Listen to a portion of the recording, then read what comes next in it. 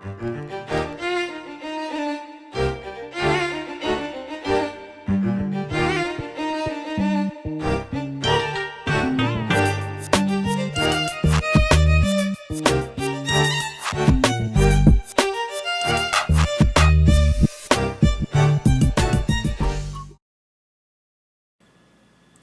what's up, y'all? Sound works. All right. Awesome. Welcome to Solo Game Day here at Heavy Cardboard. Teach, play, and discuss medium and heavy strategy board games, war games, 18xx. I'm your host today, Edward Euler. Happy to be joined by y'all. So today we are doing another playthrough of Roman Roll Gladiators, designed by the David Turczi, as well as Nick Shaw.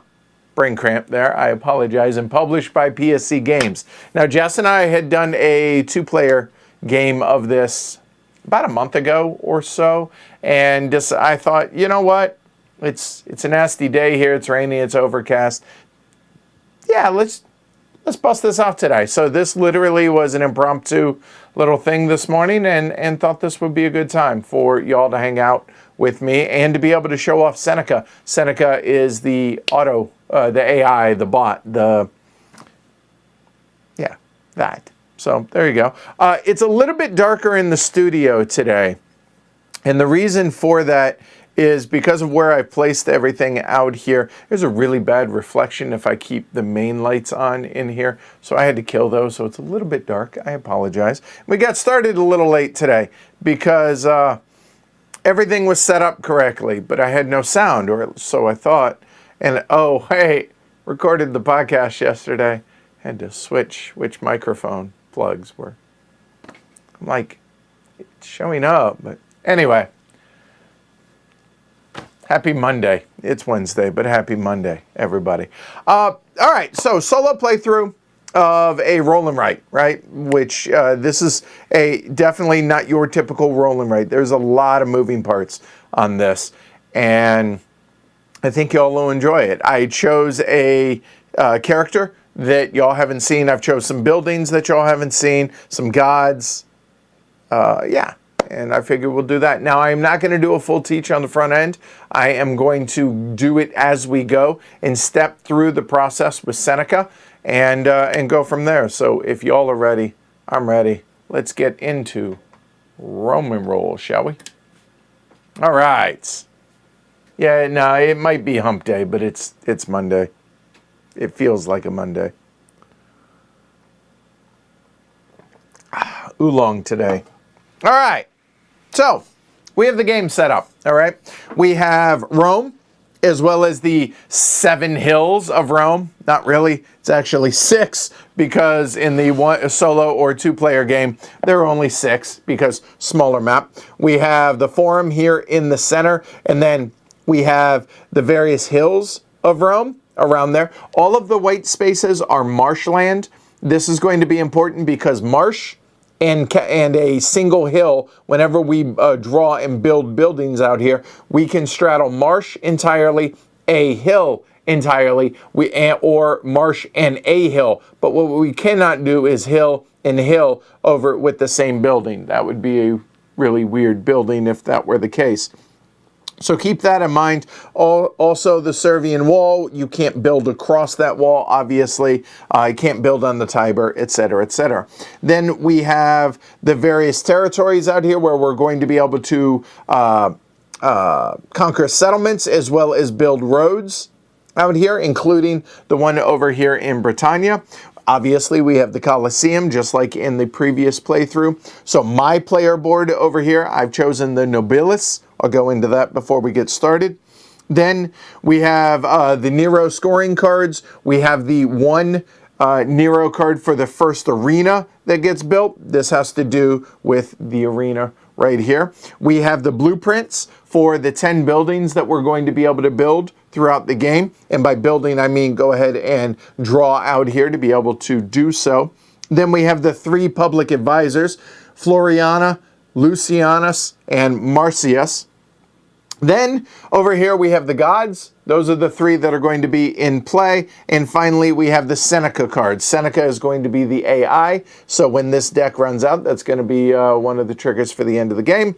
The Seneca bonus cards, which again are going to be part of the Gladiator expansion, which is the Colosseum, these buildings, one extra board, and a handful of Seneca cards, including all the bonus cards as well. All right, then we have obviously the dice that we're going to be rolling it is roll and roll after all. There is a 6-sided die. I'll be honest, I don't know what I did with the one that came in my prototype, so we're just going to use that one. That is used for the solo game only. And that's about it.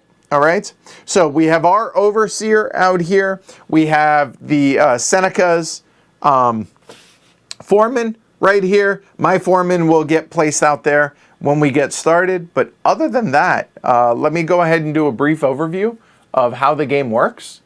And then we'll go ahead and get started. Now, there is a Proconsul card, but it's kind of big. This is going to dictate who's going first, whether it's us or Seneca. We start as the start player, and then it alternates each round. But that's kind of unwieldy just because I have the screen. I have everything zoomed in pretty tight here.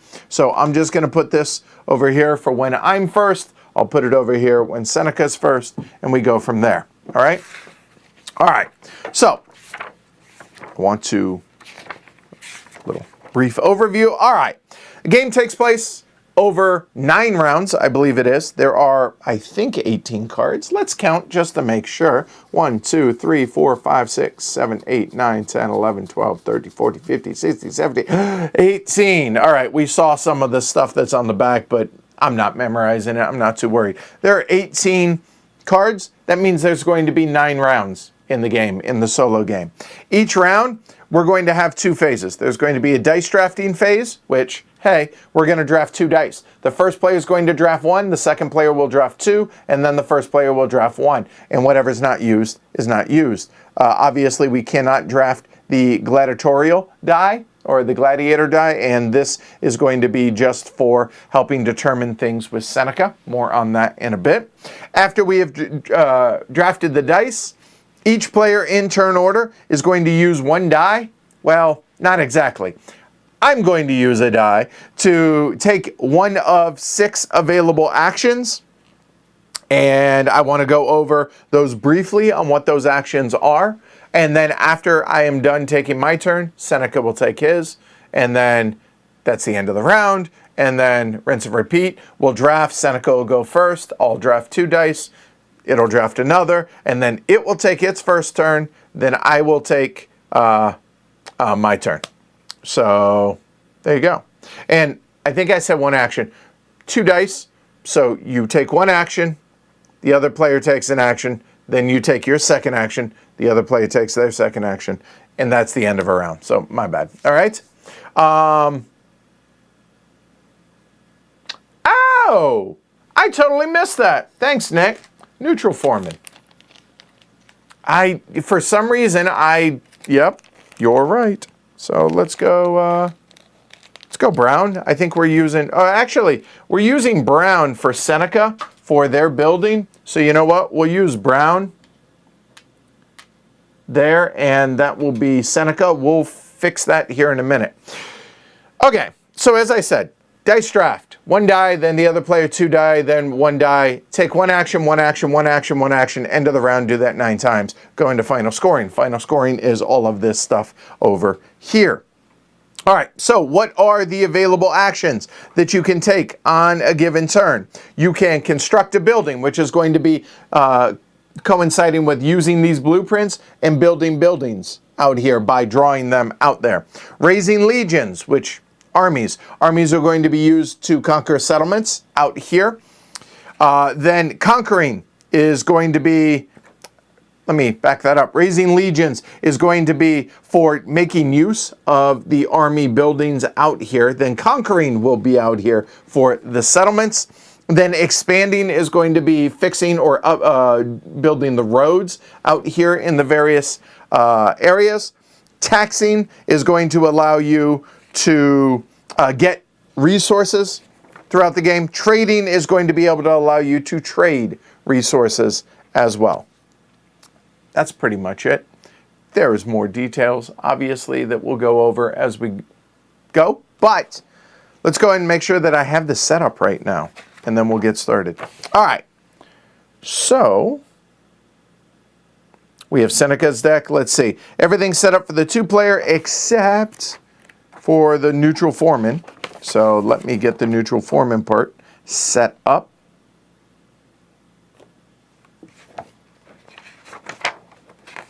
I apologize. It threw me all off. Thanks, though, Nick. I appreciate it. Place it on the religious building. Got it. Okay. Right. And then at the beginning, we're going to dictate where the where Seneca goes out there. Except for the setup part. Let me look.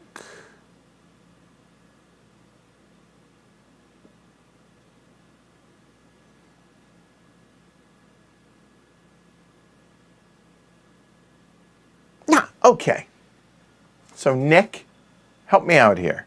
Because per the solo rules, it says the foreman starts on the, Seneca starts with their foreman on the religious blueprint card. But in the expansion, let's go to that and make sure.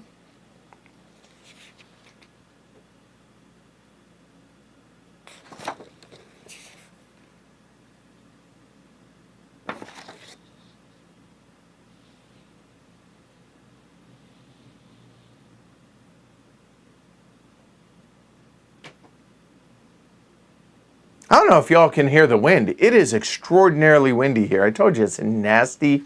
It feels like a day that's you're anticipating snow. You know what I mean?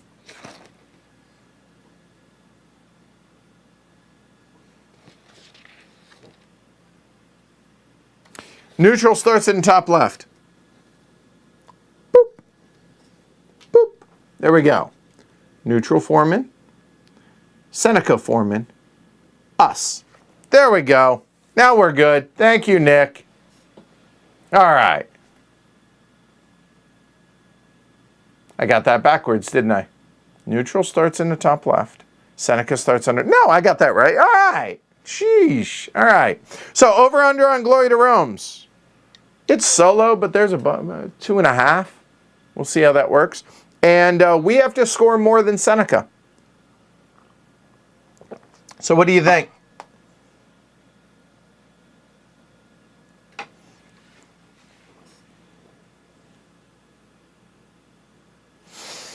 First things first, we need to roll the dice. So let's roll the dice. Okay. That's a lot of dice, I realized. All right. So I'm going to leave the dice over here for the drafting step of this.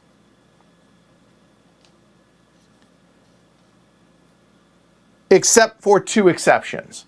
The Seneca die is going to go over into the Seneca area, and then the gladiatorial die is going to actually go out, okay? Because the gladiator is going to dictate where the neutral foreman's going to go. So you see that number 1 on the gladiator die. The number 1 means that's how many spaces clockwise the neutral foreman is going to move. It does not count any spaces that are occupied, so it will go skip 1, and that's going to be an occupied building now, okay? So there is that, all right? In addition to that, anytime a player takes the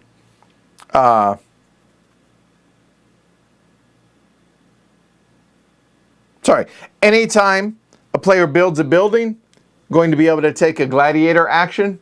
Suppose I had to show you all that here. That's what this represents, okay? So that's going to be for me. And we'll go ahead and just throw that up here since whenever we're going to build a building, okay? All right. So now we're going to go first, so we're going to draft first. Yeah, because I have it in so tight, we're going to have to do it this way. So the question is, what action are we going to want to take? So let me go ahead and go over what some of the symbols are over here on the dice. All right. So we have baskets, which are going to be wild resources over here. Okay. We have an architect symbol, which is going to be for building. We have a wood resource. We have a couple of stone resources as well. Then we have an any worker symbol, which is going to be, could be for a legionnaire, a builder, architect, merchant, for whatever action we want to take, because certain actions are going to require certain symbols on there. And then finally, there is the auxiliary symbol right here, which is going to help whenever you're going to take conquer actions. This is going to help you act like a temporary legion, if you will. All right. So looking at what these are, the fact that there are so many wilds out there, I don't know that I really care, but I think I'll go ahead and draft the red die to be able to get started. So that's going to be over here for me to start. Now, for Seneca, a couple of things need to happen. And you see my color, obviously orange, close to yellow, etc., etc. All right. Seneca is going to draw 2 cards out, first off. So there's going to be action 1, and then we know that Seneca is going to be brown. We can move that. And that's going to be action number 2 for Seneca. All right. In addition to that, there is bonus cards. We're going to go ahead and move these off camera now. That's going to be bonus for the left action and bonus for the right action over there. Okay. So a moment while we step through this. All right. When it's Seneca's turn to draft their first die each round, we're going to roll the die. So that's why we rolled the 6-sided die here. Okay. On even rolls, we're going to pick the die matching the color on the top half to the left-hand one. Okay. If it had been odd, then it's going to be the bottom half. So even, it's going to be this one. Pretty simple. Okay. That makes sense? For the second, to draft the second die, we're going to draw, we'll re-roll and then evens, odds. Okay. Pretty simple, I think, on that. Now, notice that there are 2 yellow here. There are 2 yellow here. So how do you choose that? Pick the die showing the number matching the value rolled on a d6. Now, I realize that these are identical, so it's kind of moot in this case, but I want to go ahead and step through it regardless. So it's going to be, since there is no number 2 shown on either of those yellow dice, it's going to be counting up from the number 2 until we reach a number. So in other words, we rolled a 2. So if one of these was a 3, we'd pick the 3. If not, a 4, a 5, a 6. If not, then it rolls back to a 1. It rolls over from a 6 to a 1. In this case, it doesn't matter. So he's going to go ahead and take the yellow die. Then for their second action, we need to re-roll again. And that's going to be an even. Even is going to be the blue die. And here, because it is a 4, it will go up from a 4 to a 6. And then if it wasn't there, it would loop around 1, 2, 3. But obviously there is the 6. That's going to be their second die. That makes sense? Hopefully that's pretty clear, pretty simple, I think. Okay. Any questions on that? I hope not, but I think we're good. So for our second die, I mean, the architect is nice because it unlocks certain buildings. It gives us a wood resource. I realize I did not go over my special ability and everything. I will do so here momentarily.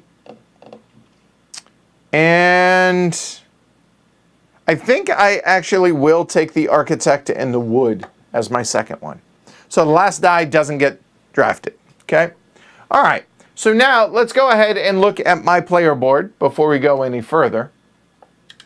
So my player board there, obviously I am the nobilis, a low-born schemer raised through friends in the Senate, Excellent at gaining additional actions in the expending the Empire's reach. Starts with some loyalty and a senator.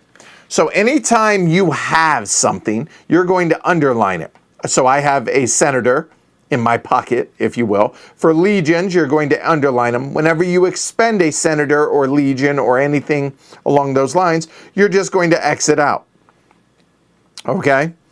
Whenever you acquire coins, whenever you build buildings, whenever you build roads or conquer settlements, you're going to underline that number to show that you have that many. Okay? Pretty simple on that. Resources over here on your player board are going to be shown as a certain letter. So I start with a jewel or a jewelry and a brick, and then as I take actions and acquire resources, so on and so forth, you'll be able to write these out here. Now, there are so many spaces out here, there's no way I'm going to fill all these up. So I can either erase something that's been used, I can exit out and write another, whatever, however that works. Okay? All right, so now the available actions that you can take on a given turn are shown over here. If it requires a specific symbol, and you know what, I think this might be a good way to do this. If it requires a specific symbol, it would be shown over on the right-hand side. So you'll notice to construct, I either need the builder symbol, which I do not have, or the architect symbol, which I do have. So to be able to take that construct action, I would need that architect symbol on it. Hopefully that makes sense. Hopefully that's clear. We'll go through all the steps for a given action whenever we take that action, okay?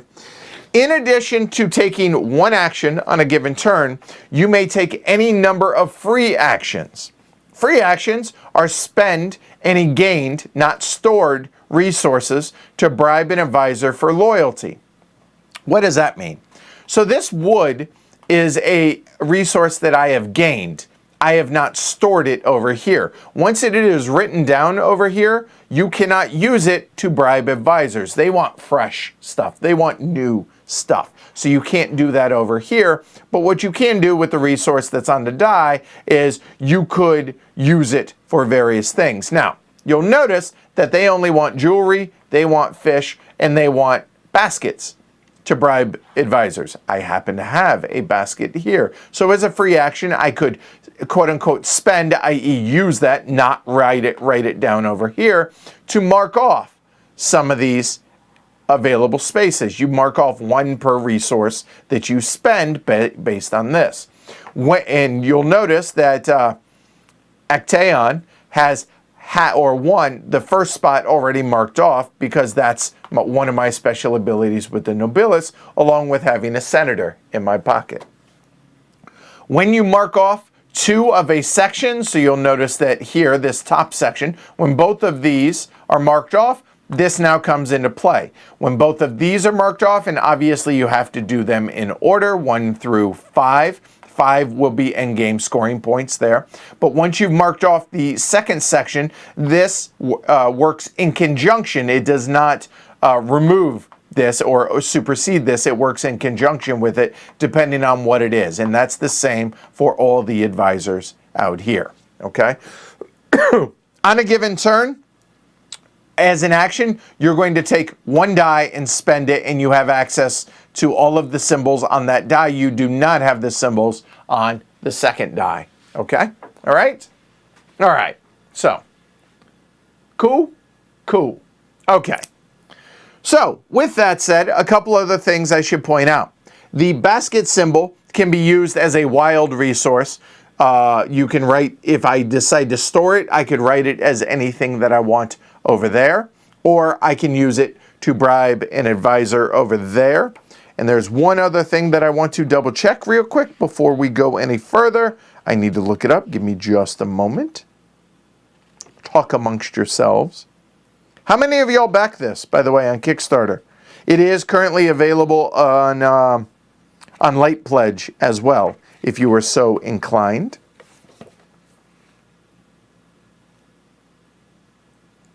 Yeah, and I mentioned this, and I just wanted to double check that the scroll, the piece of paper that's shown right there, that can sub in for any action symbol that you need to be able to take an action. Okay?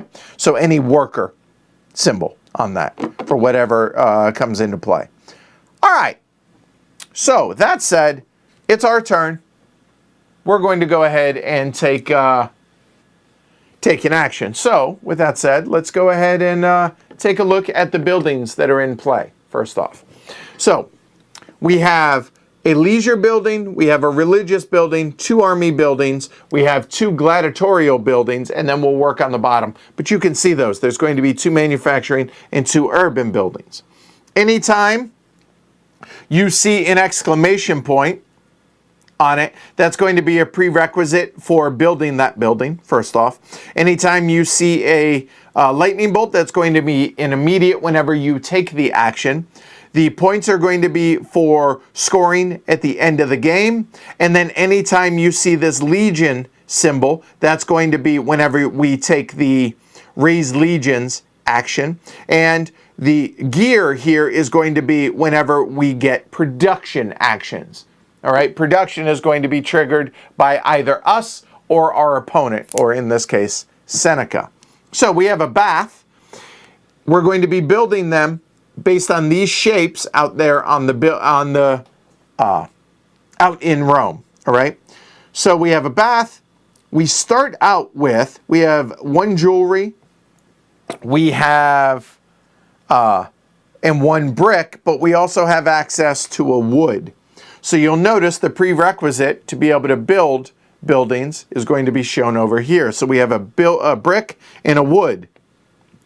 We do not have a brick and 2 wood. Okay, but we do have access to a wood and then fish, but we won't need the fish until later. Then the bottom buildings down here, you'll notice that we have the caster, which has a wood and a brick, a wood and a brick for the woodcutter, a couple of wood for the quarry, and a whole bunch of stuff for the arena. So realistically, there are 3 buildings of which we can build right now. We can build a ludus to get us going in the Colosseum for gladiatorial fights. We can build a woodcutter. We can build a caster. Okay, so why are we going to want to build these?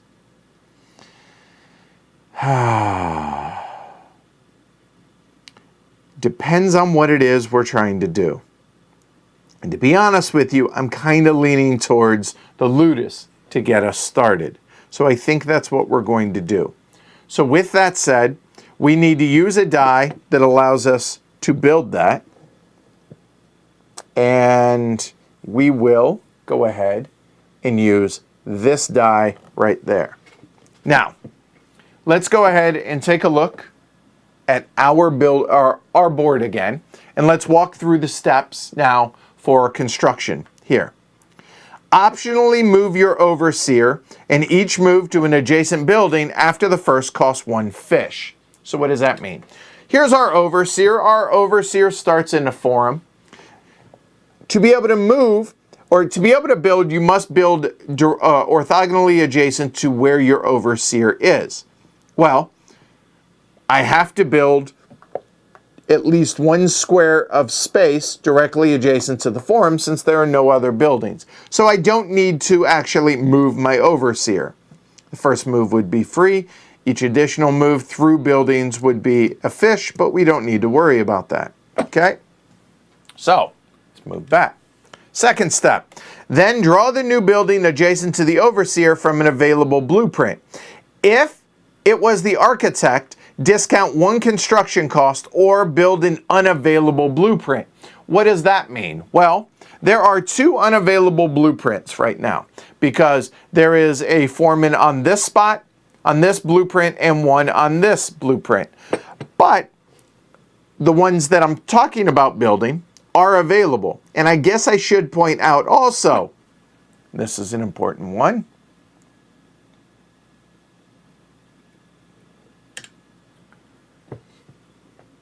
because we are using the architect, okay, symbol. What that means is to be able to build buildings If it's unoccupied, like the ludus is over here, it would cost us one less resource. So this actually is not going to cost us any resources whatsoever, because normally it would cost us 1 wood and then 1 fish for every matching ludus of that school already. I'll get more into that here in a moment. However, if we wanted to build in an occupied blueprint, we can do so. But if you do so, you do not get the 1 discount for using the architect. So the architect is either a discount of 1 resource of an unoccupied building, or you can actually build a blueprint that is occupied. But as it is, we don't need to worry about that. So we're just looking at the ludus over there. Cool, good. So we're going to put our foreman over on there. Personally, I think that should be step 1 first. Then move your overseer, then draw the building. Okay? All right. So then, what are the next steps after that? Move the overseer onto the new building, move the foreman onto the chosen blueprint. Well, we've already done that part, but okay. Then score a building, meaning we're going to underline a building right here. Trigger any immediate effects, trigger any adjacent buildings productions, if there are any buildings that I'm building directly adjacent to, whether they're mine or Seneca's. This just in, Seneca's not going to build any buildings out there. And then gain a senator if built adjacent to one or more opponent buildings. They will build rubble, so in that case that will happen, but that's all. So, let's go back one last time to, the ludus. The ludus is going to be built in that shape. There's no prerequisite on where I can build it. So let's go out to the map. It must be built orthogonally adjacent to the building that I currently reside in. So in other words, I can't build in that corner, I can't build in that corner, that corner, that corner, but all the other available spots are available. And you know what? Let's go ahead and build it right here. So the ludus, and I'm just going to kind of poke this out right here, you'll see that I have to choose X or O whenever. That's the letter that's going to be written in the ludus building to signify what house, either X or O, because when we get up to the Colosseum, we're going to have to actually play tic-tac-toe. But you know what? Let's go X. So that's going to be a ludus there. Done. So going back to our board, all right, we paid the resource because there are no resources because the architect, it did not require any. I got 1 for free. I need to build a building, so I'm going to underline that so I now have a building there. Trigger any immediate actions, and this says choose a school. Done, and then assign a matching gladiator. I'll get to that in a moment. There are no adjacent buildings, etc., so that is done. So now, let's move on over to the Colosseum. Well, the Colosseum is going to be tic-tac-toe. And the rules for it basically are laid out right there, which says, write a school's fighter, X or O, in any empty space of the grid, gain the reward of that space. So a coin, a iron, a couple of brick, a jewelry, a legionnaire, a couple of fish, or nothing in the most powerful space, right? Okay. So because I built the ludus, I have to put a matching X somewhere in there. Then if a school gets 3 in a row, the coins for the owner of the winning school's fighter in that grid. Okay, then erase it and reset it.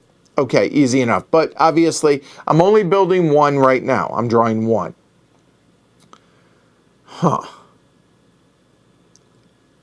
What do we want? I think resources are good. Fish are going to be good for moving. I'm not going to need the fish as much. Getting the first spot in the middle is going to be really good.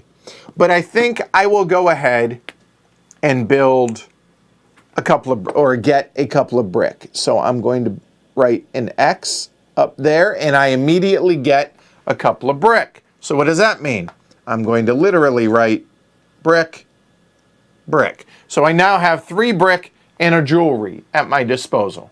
Okay? That makes sense? Hopefully that makes sense, okay? However, you'll notice also that there is the gladiatorial die. And the gladiatorial die says anytime, the face that it's showing, I should say, says anytime you build, the first time. Let me back up a moment. Once per turn. Hold on. I screwed this up last time and I don't want to screw it up again. Once per turn, if the active player carries out an action shown, i.e., in this case, construction, which I just did, and has not assigned any gladiators yet this turn, they may now assign one gladiator to the Colosseum. But the action that I did actually allowed me to build a gladiator, to place a gladiator. So in other words, I cannot use this turn. Does that make sense? I hope. Okay? It would be my choice, if I hadn't done this, it would be my choice to build an X or an O gladiator as it is. Okay?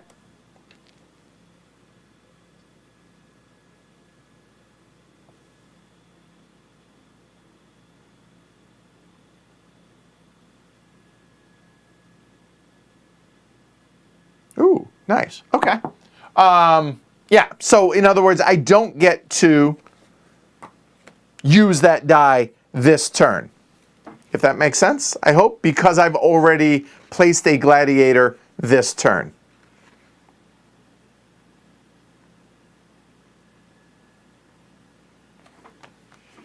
And I want to also be clear that a turn is using a die and taking your action.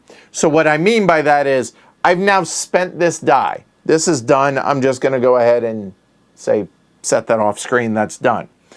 When I get to take my second turn, I then get to use this die. And if I took a building action and did not place a gladiator, then I can when I do this turn. If that makes sense, I hope. Good. Okay. All right. One last thing that I think, who was it? It was Albanork pointed out. I probably ought to go over what my advisors do. I realize I forgot to do that. So, first one, as an action, using any die, I can gain a wood or a brick. Awesome. Nice. Then, when I get the second part of it, in addition to that, each time you construct, you gain a senator, even if not adjacent to the opponent's building, or in this case, it'll be rubble. We'll get there in a minute. Verissimus says, as a free action, you can deploy a senator to gain either a jewelry or a coin. Now, senators normally, you'll see down here, you can use them in two different ways. Either double draft, meaning I don't have to wait for the game to my opponents to draft their dice. I get to draft both of mine immediately as one turn, but it costs me a senator. Or before an action, deploy to gain whatever those symbols are for, be it trading, be it for expanding, or be it for constructing or legion. So anything in which you need a symbol, a senator can provide that for you. Okay? The second part, though, is at the end of the drafting phase. You can spend a jewelry to take the remaining die, and then you get 3 actions. That's tasty. Because more actions is good. But we mentioned that with the Nobilis earlier, right? Ludovicus. When taking the expand action, gain that region's resource. Okay, cool. And expand is going to be for building roads. And any resource can be used to renovate roads during the expand action, as opposed to normally it's just stone. So, okay, cool. Good. All right. Now, we do have a jewelry, and as a free action, we can spend, almost messed this up. Not this die. And you can't spend stored actions for advisors. However, if I had chosen to get fish, I could use those fish to bribe an advisor. And you can do so as many times as you want, as you have. So had I gone for the 2 fish, I could have, say, marked off both of those, which would have gotten me closer to that. Okay? Well, hell, maybe that's what I want to do instead. Having looked at that, I am. So you know what? Instead of getting those 2 brick, we're actually going to get the 2 fish. We're going to mark that. We're going to mark that. But that means that is going to go here instead for the 2 fish. Okay, no harm, no foul. But now, as a free action, I can deploy a senator to gain a jewelry or a coin. Now, last thing that I think is important to point out. You see these blue marks over here on my board. Those are going to, when you hit that blue mark, get to take the top Nero card. 7 points, 5. They go down in value from 7 to 5 to 4 to 2. Okay? Seneca will be able to take some as well. So hopefully we prevent Seneca from doing that. But as it is, that's our turn. We used the die. We took the action.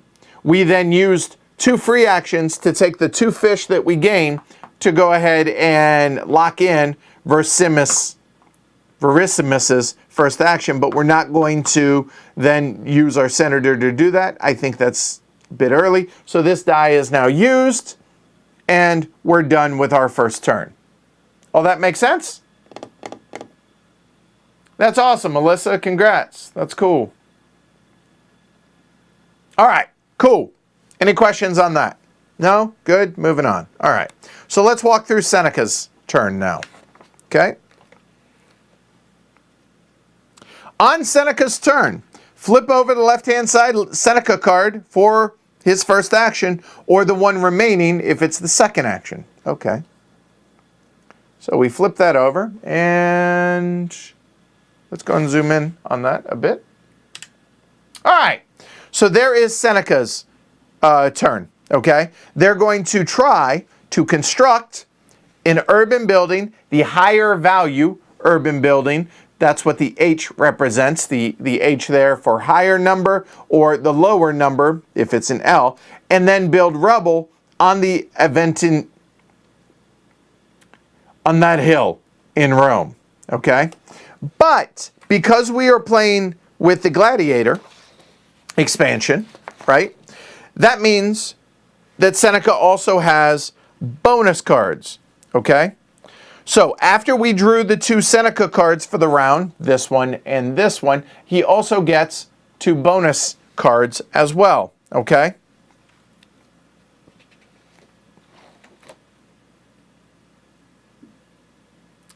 After Seneca completes the action on their turn, we're going to flip the Seneca bonus action and do whatever it says. So we're not going to know what that is here for a moment, okay? And also, I should point out that what is on the die doesn't matter for Seneca. They're just taking dice away from us. Okay? All right. That makes sense, I think. Okay, cool, cool. All right. So, construct and then rubble. So, constructing. Seneca's going to try and claim a blueprint building based on what card that is. So that is the urban high. And the urban buildings are going to be, I'm looking for them, are going to be these 2 right here. So let's go look at these in detail a little bit more. Okay? All right. So it's going to be a little bit, and I probably should have moved this. There we go. That's fine. It's a little bit tight to see, but you'll notice the inside above where it says the urban building and the name of the building here. It's going to have a U for urban, a M for manufacturing, etc., right? Or G for gladiatorial. It's going to have a number. This one is urban 3. This one is urban 6. Because it is the higher number, then Seneca is going to attempt to build this building, sort of. What does that mean? They're going to move their foreman over onto that building. Okay? If this were already claimed either by me or the neutral player, then they would have chosen the other one of that type. So even though the high one is taken, they would choose the lower, or vice versa. And if both of those are unavailable, then it will choose either a religious or leisure building. Check that. If the other blueprint of that type isn't available, or Seneca wants a religious or leisure building, and I say that because there is only one leisure and there is only one religious building, then they would claim no blueprint card. What does that mean? They're not going to move their foreman, okay? But if that's the case, then they're going to take what's called an action failure. And then they will take a certain order of actions. They will try and expand, conquer, or construct based on what's available for them. Okay? So, all right. Anyway, enough about that. So all this is, the construct is moving their foreman onto whatever blueprint to lock up that blueprint away from us. Hopefully that makes sense. Okay? All right. So that is, let's get back to Seneca.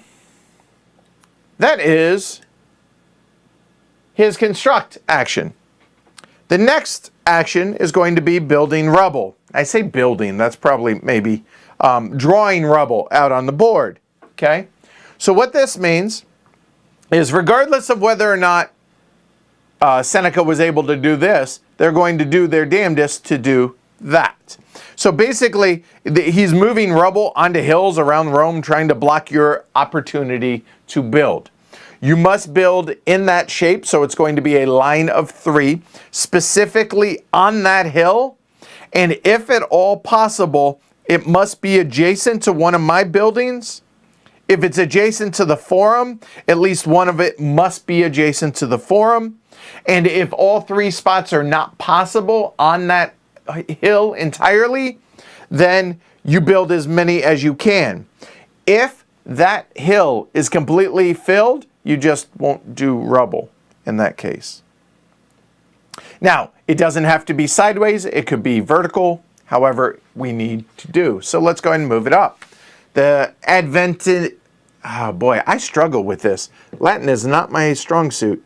Adventinus.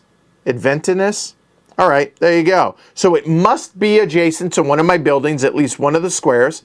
It obviously cannot be vertical since there's only 2. So it's going to be 3. And on hills adjacent to the forum, you must also draw at least one shape adjacent to the forum and adjacent to my building. So basically that means this square and this square have to happen. And then it's a matter of this or this. And let's just go ahead, wrong color. Let's go ahead and go right there. I feel like those are a little close in color, aren't they? Yeah, they are. How about we use blue? There's no blue anywhere. So let's use blue. Make it a little bit clearer. Those are too close. So Seneca is the mutt of all colors. Yeah, that's probably better. I think. Yeah, all right. Now, what you don't want to do is like fill in those squares because there's going to be an opportunity for us to build parks in those, which are going to be good things. Okay? So, but enough about that. His turn is done, sort of. But then they get a bonus action. So, that die, done. Put that back. His bonus action. It says, assign a gladiator. Yay. Seneca will assign a gladiator to the Colosseum. Draw a symbol that completes a line, if possible. Well, let's go up to the Colosseum. Well, obviously it can't complete a line, right? Because there's only one symbol in there. If not, draws a symbol matching the school that occurs the least on the grid. Well, there is an X. There's one X, 0 O's. So he's going to draw an O. Okay, easy enough. And then we're going to do so in spaces, or in this space, that has the highest number. So Let's go ahead and really bring it in tight over here. And you'll notice that each of those spaces has a number in the top left-hand corner. So the highest value is going to be 5. You'll notice that if the 5 had been taken, there's a number of 4s. It will always start clockwise from the top left space. So in other words, if tied between the 4, the 4, and the 4, it would go that one first, then that one, then that one. But as it is, it's a cow's opinion. It's I'm going to draw an O for Seneca. Okay? Done.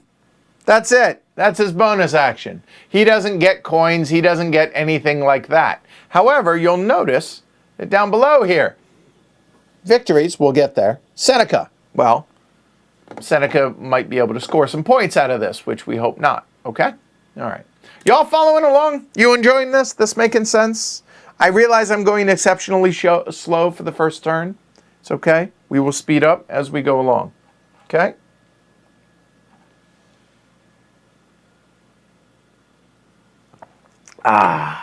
His turn's over.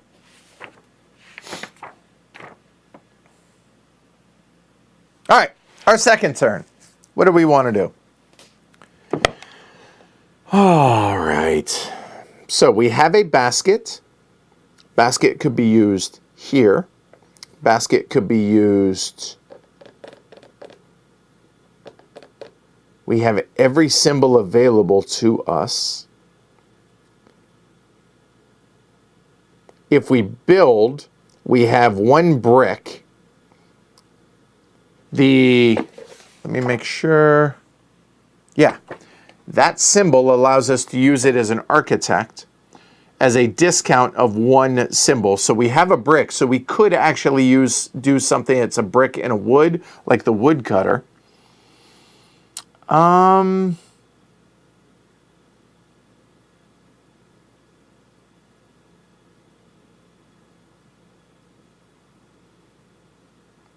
Do we want to build? The production is kind of nice. I'm not going to lie.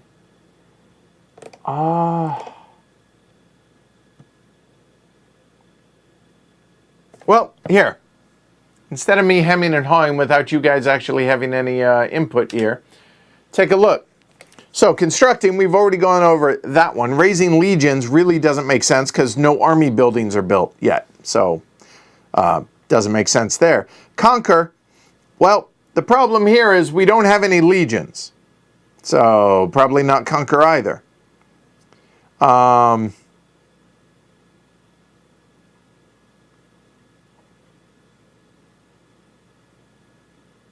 think we're going to just build and get resources. Or to work on to be able to get resources, I should say. And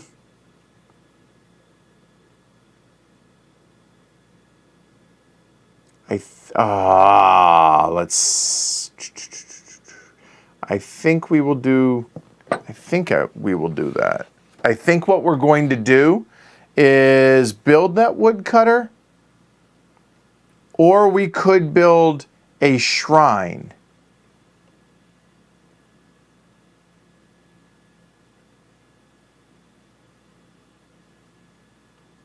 Huh.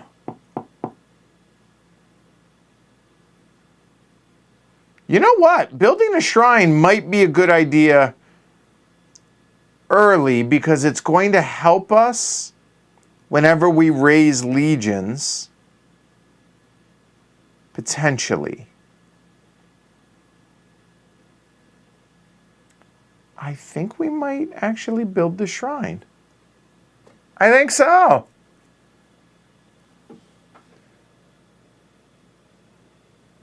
Well, Nick says building a training ground. I hear you, Nick. But the problem here is I don't have the resources to... Oh, I have a basket. I forgot about the basket. You know what? I was only looking at buildings that have 2 symbols. You are correct. Yeah, that's a no-brainer then. Good call, Nick. All right, so let's build. All right. So first things first, I realize the order on the player aid, I don't like the way it shows. So, we're going to use that die. It's the only die we have. We have a brick. We have a basket. A basket can be used as any one resource, so we'll use it as a wood. And then this symbol can be any one symbol. We'll use that as the architect, which then gives us a discount of one resource. So I like that. But we do need to spend the brick that is on our board, so we no longer have access to that brick. But we're going to go ahead and build that building. You'll notice that it is a square symbol there. It does not have any prerequisites on where it must or can be built, so therefore it's our option. Now, when I say it's our option, we still have to build adjacent to where our overseer is. Now, we are allowed to move onto any one building for free, and then one fish for every additional. So for instance, I could move down onto this rubble, so I can move to that space, that space, that space, and all of those would be adjacent to all of these then. I could move over to my ludus if I so desire, but honestly, I think I'm okay with that. The shrine, you know what? I take that back. I am going to move my overseer. I'm going to move it onto the ludus, and the training ground is going to be a square shape. So it must be adjacent to where our overseer is. We are going to build it right here entirely on one hill.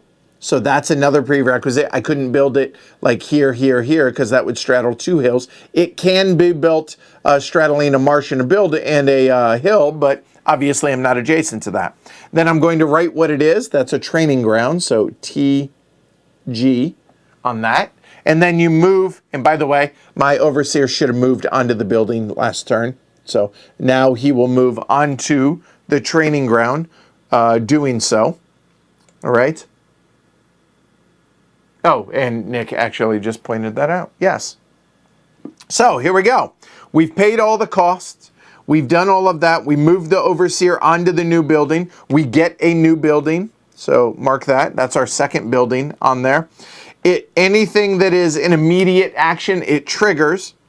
And it triggers adjacent buildings regardless of the owner. Well, cool. And it is not adjacent to an opponent's building.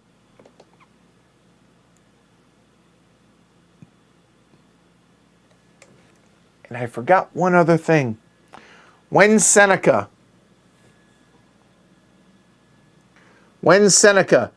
built the rubble, it was adjacent to one of my buildings, and by doing so, it triggers the production, which means that should have given me the ludus production.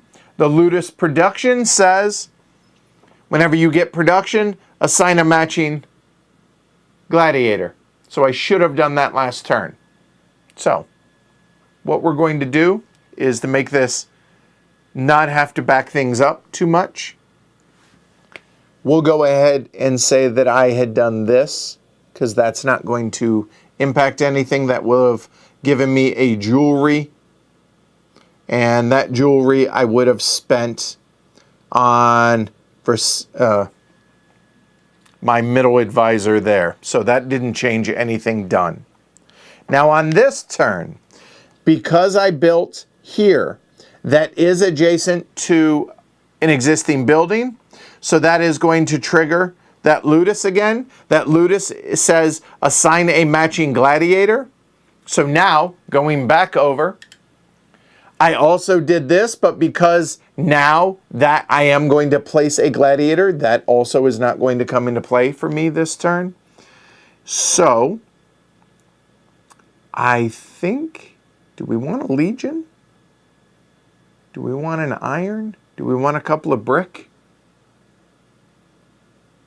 Oh, you're right, not the turn. It was, no, that's fine. Wait, what?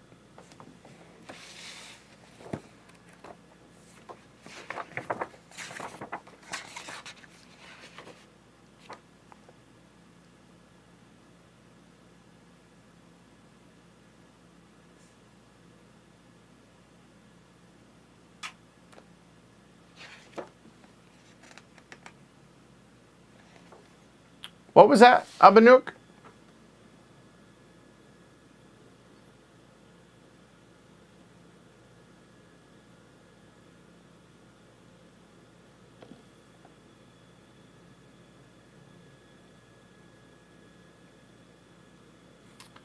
Okay, fine. We'll follow Nick's advice.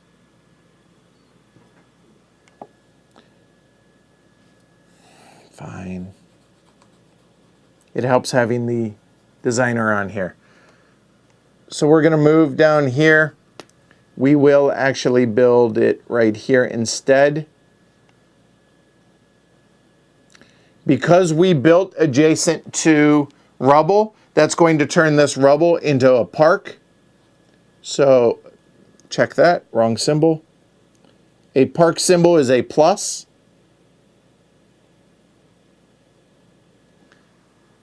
There. Whenever you turn a rubble into a park, you then get a senator. So that will give me a second senator. Done. It does not trigger anything other than turning that into a park. It's not adjacent to the ludus. However, now we did build, or we did construct. So now the gladiator die will come into play, and the gladiator die says I can now place a gladiator. It can be any letter, X or O, that I wish it to be. And I think I'll go ahead and make an X on the Legion.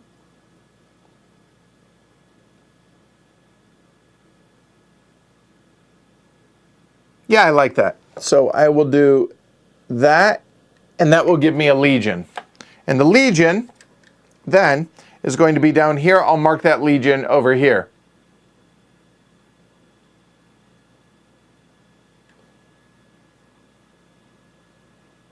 There we go. So I now have one Legion available to me. That works. All right, so let's see. We used this symbol, we used the baskets, we aren't using the auxiliaries. We're done. Done. All right, so that's our turn. Thanks, Nick. Fair enough. All right, so we're done. So now Seneca will go. Seneca is going to expand.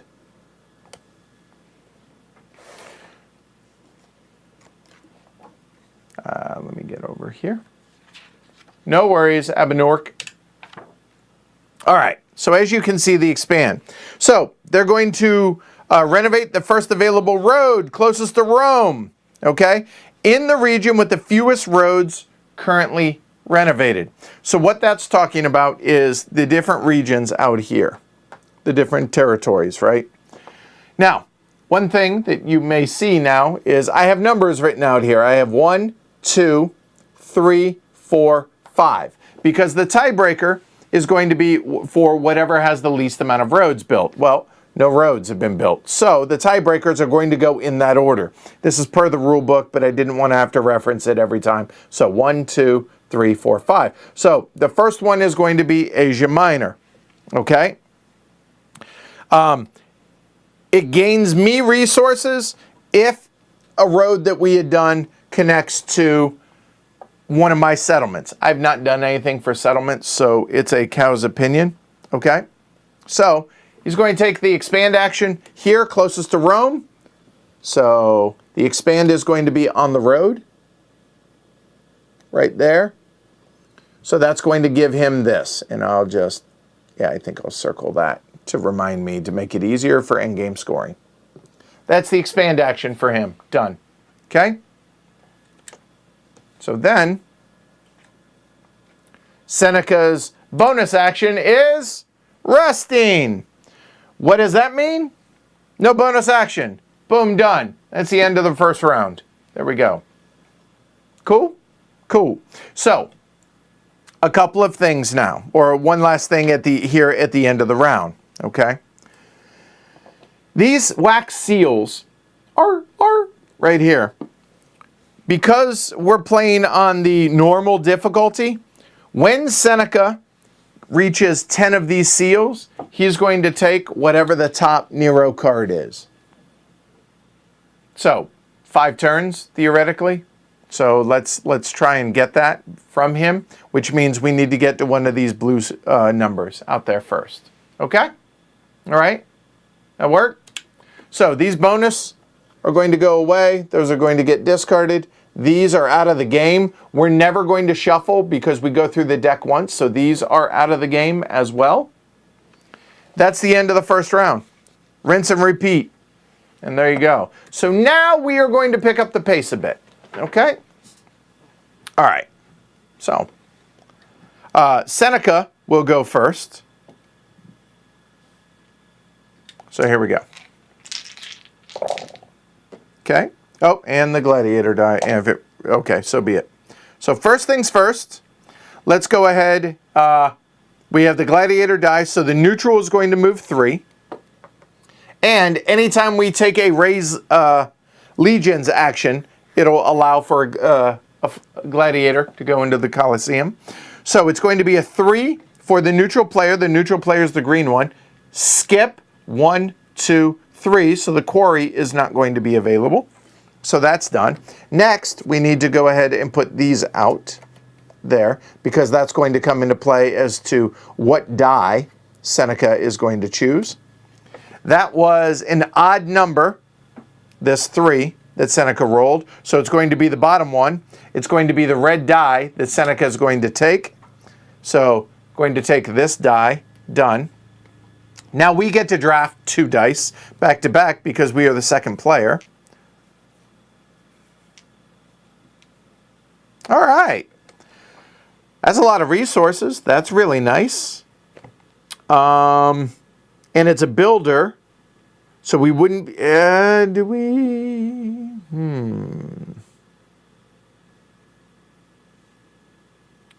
Brick is going to be really useful for us. I think we take this one for sure. And then...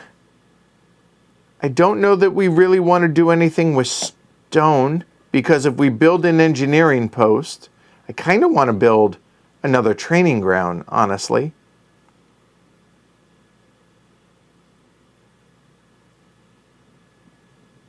That would allow us... No. Huh.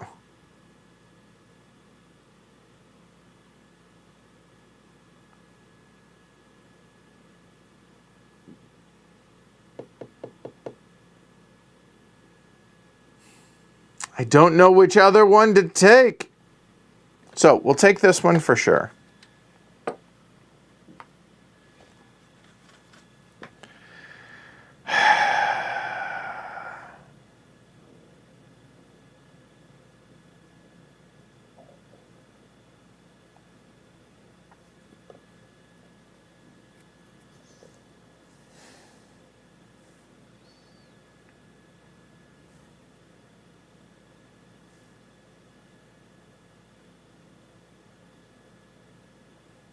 The stone doesn't really help me right now.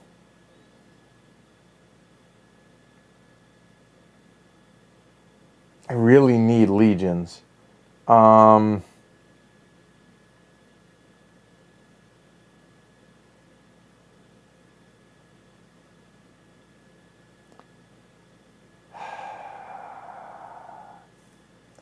so I think we just go ahead and grab resources for this one. So if we're going to grab resources, we'll grab that.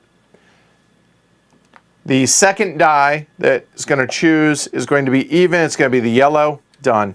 So that die is now done. All right. Cool. Cool. All right.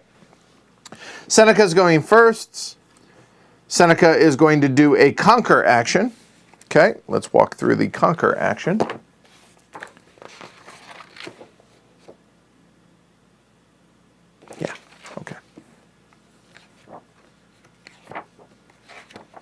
All right, so Conquer is going to work the same as for the different regions based on the fewest number of settlements out there. So it's going to be in Asia Minor again. So let's go ahead and zoom in on the map there.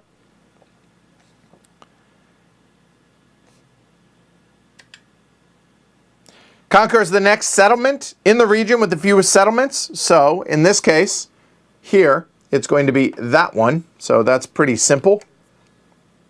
Just going to put that as a blue, just because that's all. And that's going to be for endgame points for Seneca at the end of the game. Okay? Easy enough. Done. So Seneca's bonus action now. Bribe a public advisor. Okay. So, bribing a public advisor for this. Make sure I get this right. There it is. Bribes the public advisor where he has the fewest marks. So, the advisors obviously have no marks. So, now's a good time to go ahead and talk about those up there. Okay? So, obviously they are the fewest. None. So then it will go alphabetically. So, if tied, so Floriana, Lucianus, and Marcius. Okay? And then writes their score into the chosen public advisor space.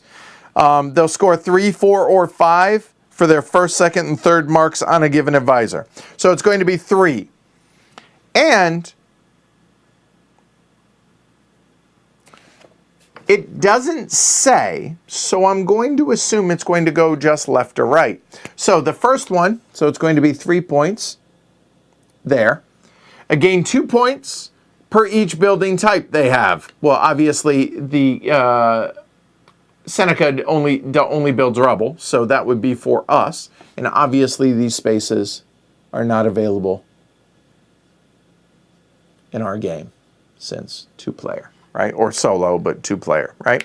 The second one is gain 2 points for every available senator whenever you mark this. Now, this is going to be for you immediately spend resources, just like for regular advisors, it can't be stored stuff. So in this one, spend a jewelry, spend an iron, etc., spend 2 jewelry.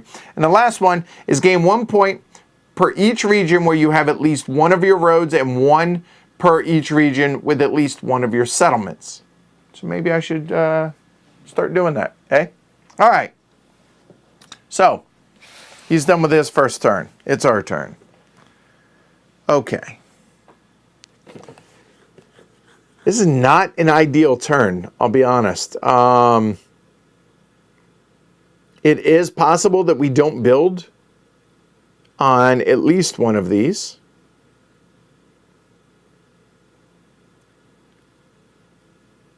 A brick. We have 1 brick and a builder. That's not 2 bricks. That is a wood. We could build another ludus if we wanted to, and that might not be a terrible idea.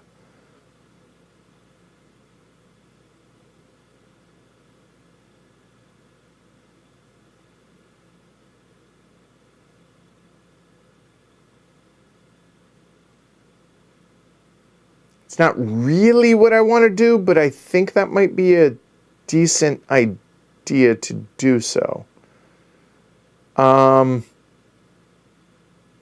Yeah. All right. That's what we're going to do. So we're going to use this die, which I think you all can see this easy enough now, is we're going to use, I don't have a fish. I cannot, I could build an O. And then, yep, that works. Okay. So I'm going to build a ludus using this builder and that wood, which means that brick I'm not going to be using, so I'm going to store that brick. So this die is going to be for that. So I'm going to build the ludus. I am not going to move where I'm at. I'm going to build it up here.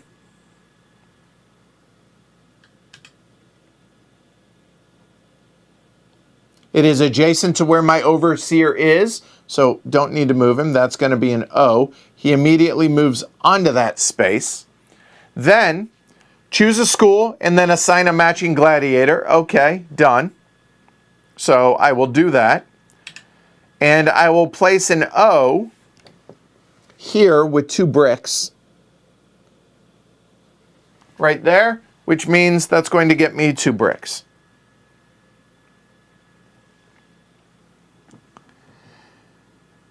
Then, walking through the steps. Move the overseer, didn't need to. Draw the building, good. I used the builder, I paid the resources. It is the first ludus of the O variety. So I do not have to pay any fish, but now that there is an O and an X out there, I will have to pay 1 fish for every previous ludus built of that house, meaning the X's or the O's. So each right now is going to be a fish and a wood going forward, but I digress. So I move the overseer onto there, and then I score a building, done. That's a third one. I trigger any immediate symbols, so I triggered this one. I did that already. But then triggers adjacent buildings, production, which it's going to be the X ludus, and it's going to trigger the training ground. So let's take a look now up here, okay? So let's look at the training ground. Production is going to be gain 1 legionnaire. Okay, easy enough. The production here is assign a matching gladiator. So I'm going to do both of those. So I gain a legionnaire. And then up here at the Colosseum, I am triggering the X ludus. So that means I'm going to then place an X gladiator. Okay? The X gladiator, I'm going to choose to put right here. We'll come back to this in a second, but I'm going to go ahead and write an I for iron because that's what I had marked there. Okay, now, if a school gets 3 in a row, so tic-tac-toe, right? There's 3 X's there. Gain a coin for the owner of the winning school's fighter in that grid, for every one. So in that grid, everybody that's marked an X gets a coin for each of those X's. And then erase that grid. And I want to double check, make sure I'm doing that right. A little rusty on that.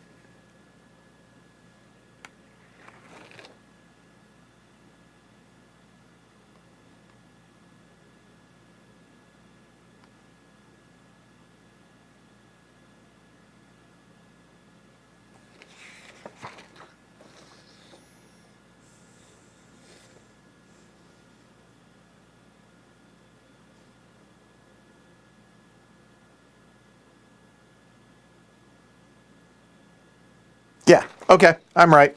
And then, so I'm going to get, as you can see there, 4 coins. So the 4 coins, that's nice. That helps me out here. Okay, so there's that. Then, draw the winning symbol, an X or an O, in the leftmost victory banner. Okay, that is the trigger for an endgame if we finish all the Colosseums first. Okay. However, but now for Seneca.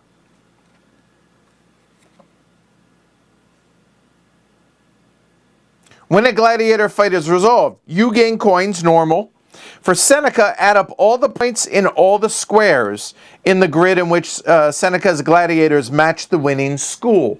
Well, let's look. For Seneca, this would be 0 because Seneca has no X's. Okay, so that's good. So we're going to place an X here because X1. We're going to erase everything. I got 1, 2, 3, 4 coins, and Seneca got 0 points because no X's. And then whenever we begin a new gladiatorial fight, and I did move the foreman, Albernork, sorry. If the fight ended in a draw, then they would get points. Now, how many points would they get? Based on the number that matches all their symbols. So that would have been 5 points if that was an X. So, careful of that. All right, cool. So that was our turn. I think that was a pretty productive turn. Seneca's turn. So, done. Seneca, manufacturing the high, and then it's going to build that symbol on the Calius Hill. So manufacturing high is going to be this building here. They cannot. So what do? They move over to the other manufacturing building. There. Done. Okay? So that's done. And now they're going to build rubble on the Calius Hill. It's going to be in that symbol or in that shape. So must be adjacent if possible. Obviously, it cannot be.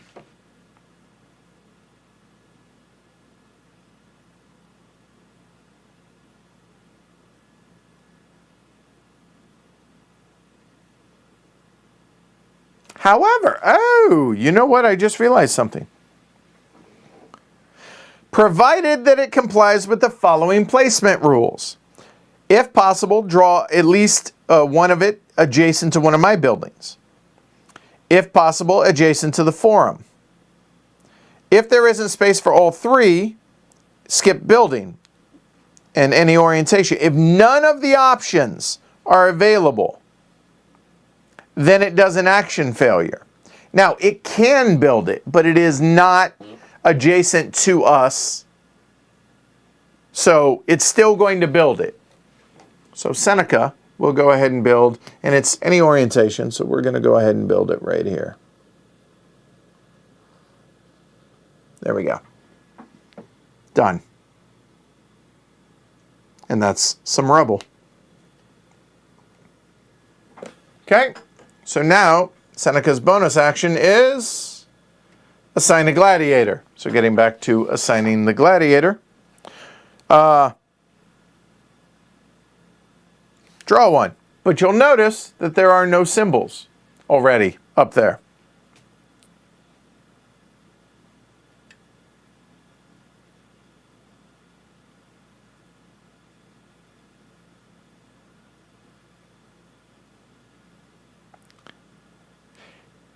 So since there are no symbols, we know where it's going to go. It's going to go in the top left because that's the highest value. But since there are no symbols, here we go. Odd is O, even is X.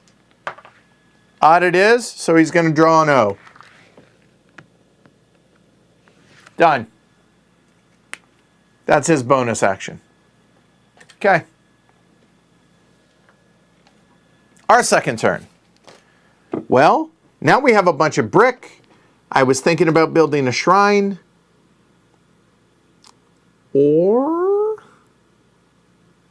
we don't have wood. We have a building symbol and a couple of stone. The stone we're probably not going to use quite yet.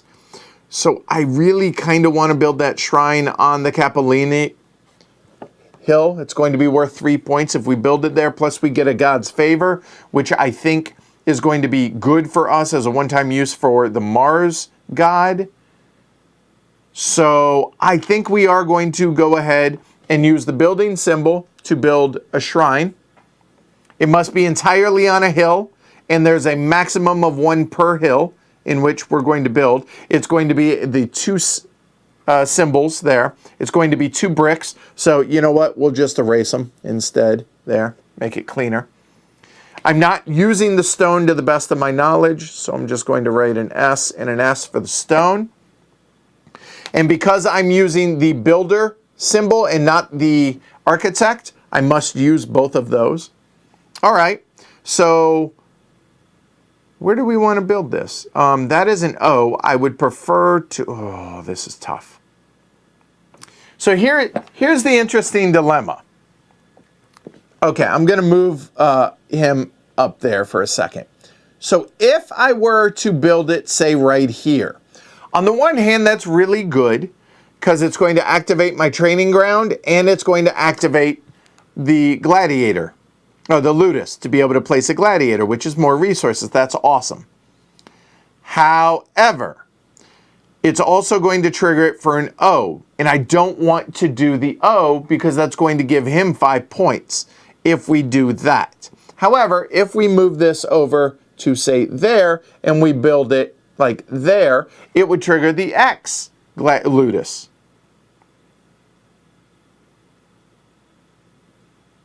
Yeah.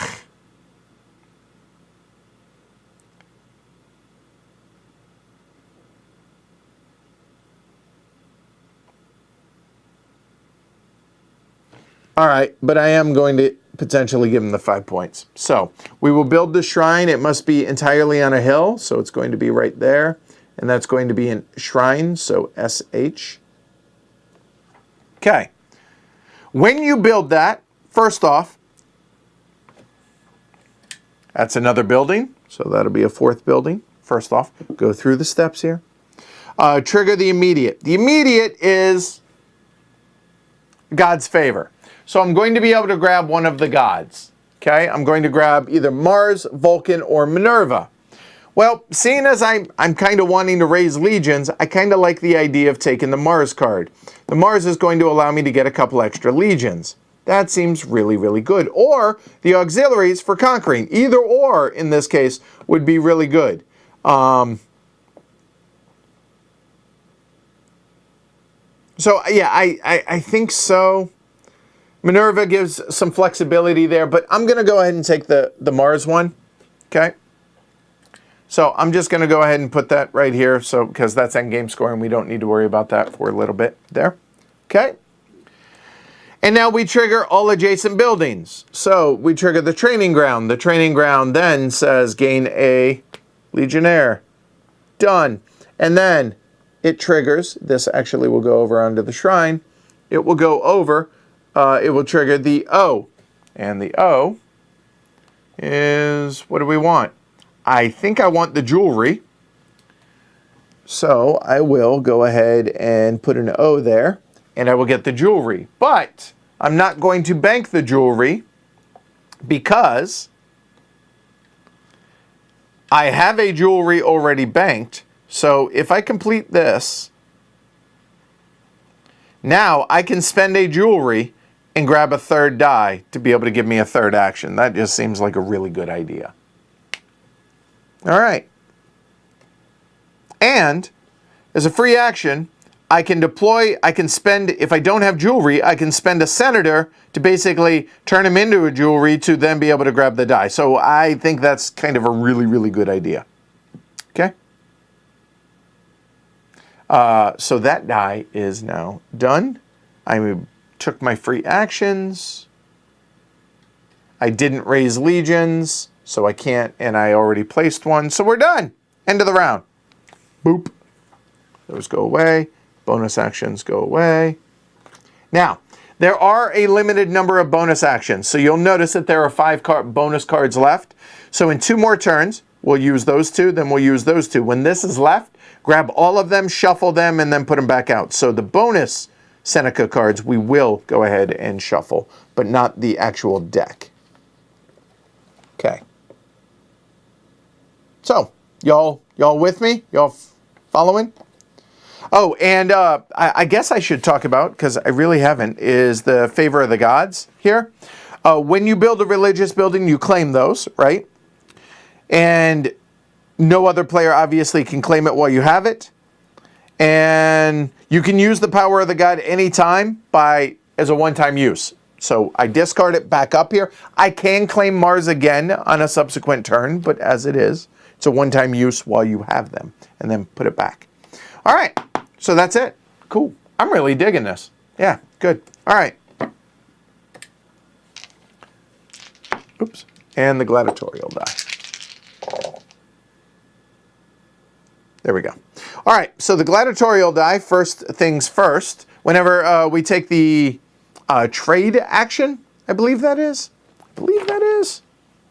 Merchant, whenever we use the merchant. So either in tax or trade, then gladiator. So moving the neutral 6, the neutral is the green, skip 1, 2, 3, skip 4, 5, 6.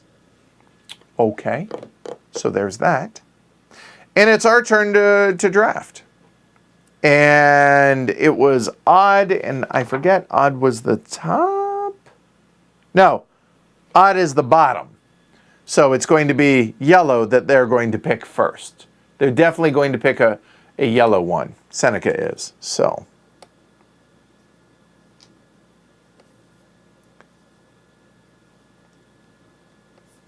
That legion action would give me 3 legions, which would give me 6 legions. That's kind of tasty.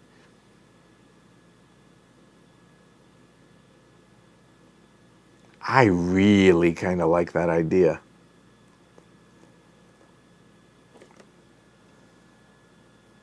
And it gives me a fish, which is going to be good for Ludus later. I like that idea. All right.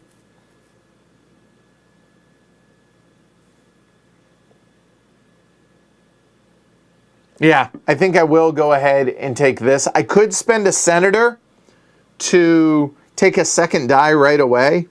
I don't think I need to do that, though. Oh, you know what? Hold on. Because we know what he rolled. Hold on. No. This shouldn't be rolled until it's his turn, so I won't know which one, so I will draft that die. Okay. So now technically I will roll this. But he's going to take the yellow die, so it doesn't matter. So Seneca will take that one. And then, odd or even, odd is going to be a yellow die. But obviously there is no yellow die. Instead, use the color on the other half. So because there's no yellow die, it's going to be a blue die. The blue die is then going to match number 3, which highest number will be 4, so he'll take that one. And there we go. So now which one do we want? We could... That's a lot of nice resources. A couple of wood and a brick. And you know what? That would allow us to build the arena. Not this round, but next round.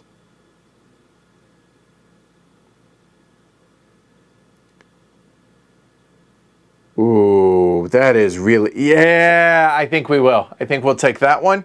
And then the question is, do we want to take that with the jewelry that we have? I think the answer is yes. So we will actually take that as a third action. We will spend our jewelry right here. Done. So at the end of the drafting phase, you can spend a jewelry to claim the remaining die.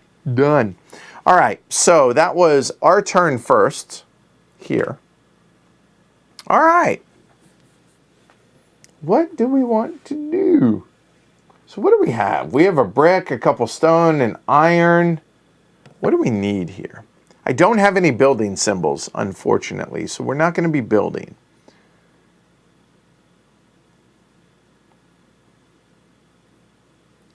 I think we will use this die to raise some legions.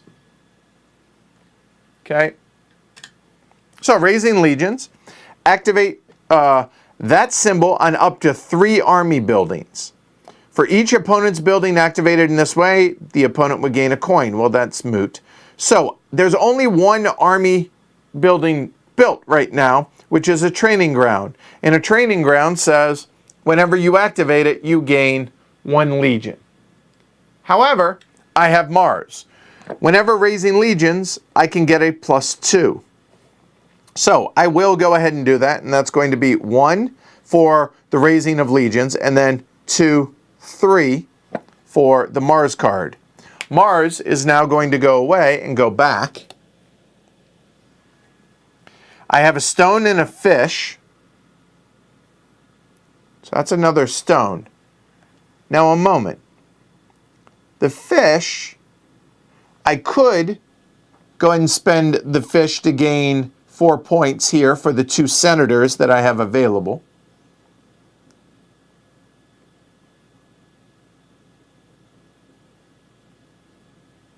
I could spend a fish for here.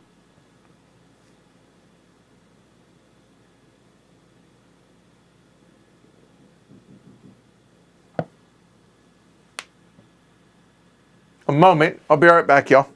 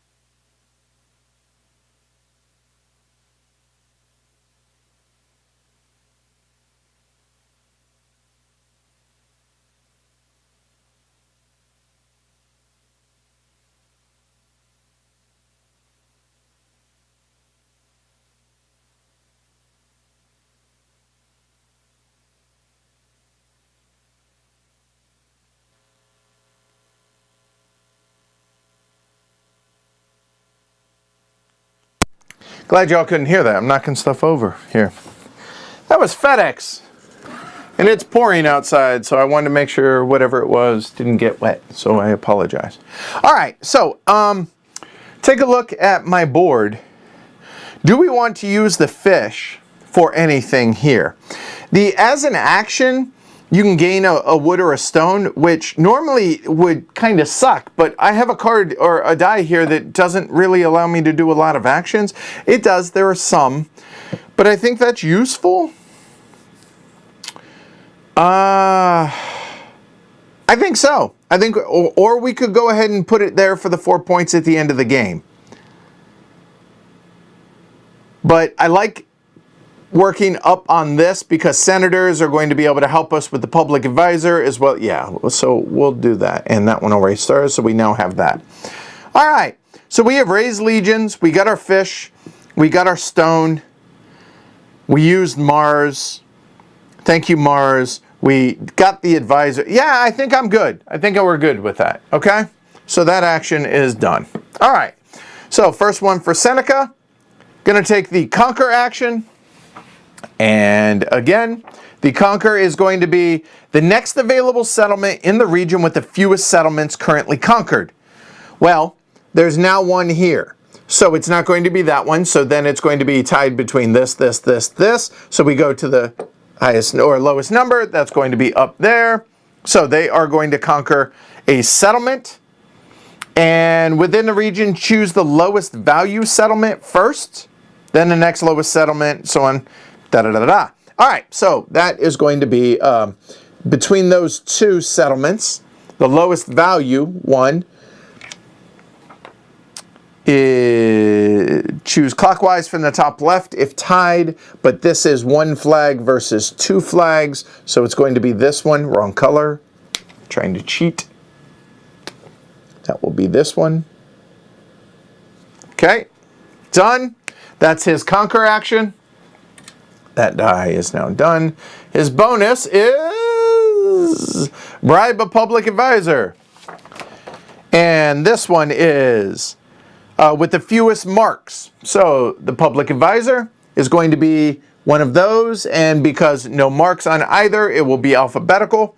Gain 2 per senator that you have. So this is going to be the first one, so this is going to be 3 points here. Can we stop that? That'd be great. And his turn is done. So our second turn, we could get all those resources. We could actually go out and conquer right now.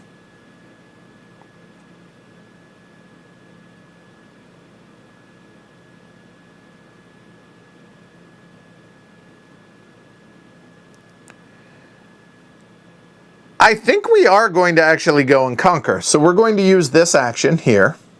Okay, so let's go over this. This is the first time we're doing this. Closest to Rome first. 1, 2. And then if tied. Yeah, I thought I did, right? So from Rome. Oh no, it'd be here. Yeah, it's from, it's still, I'm still right. Am I not? Yeah, right? Seriously, James. I think that's right still, isn't it, Nick? While Nick tells me how wrong I am, which I'm okay with, conquer. Not garrison. So I have 6 legions available, and I have 1 auxiliary, so let's call it 7 for right now. Must be equal to or more than the total cost of 1 or more settlements in one region, and then score the banners, but then you have to garrison 1 per settlement capture, which means basically you lose one of those. So, where do we want to go? I think we go to Asia Minor, because we have 7 available to us.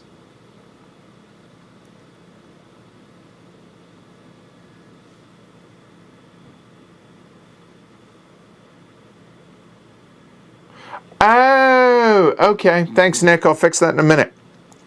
Closest to Rome is here. So we have 7. Hold on. 1, 2, 3, 4, 5, 6, 7, 8. 2, 4, 5, 6. 3, 5, 6. Well, I guess we could keep one. So you know what? We're going to go ahead and grab that one. We're going to grab that one. And let me double check that you can, I believe I could split it off there. Let me double check for conquering.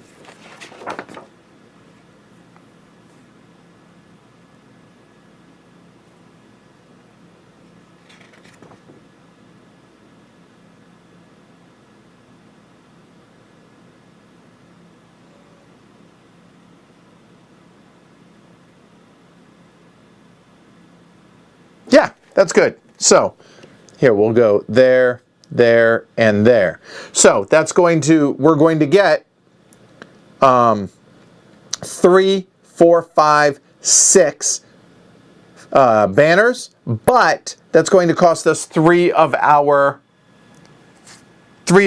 legions. So 1, 2, 3. We had 7, we had enough, so we have 3 left, but it's going to get us 3, 4, 5, 6 banners. 1, 2, 3, 4, 5, 6. Boom. Which, I got that. What does that mean? 7 points. You betcha. So here, and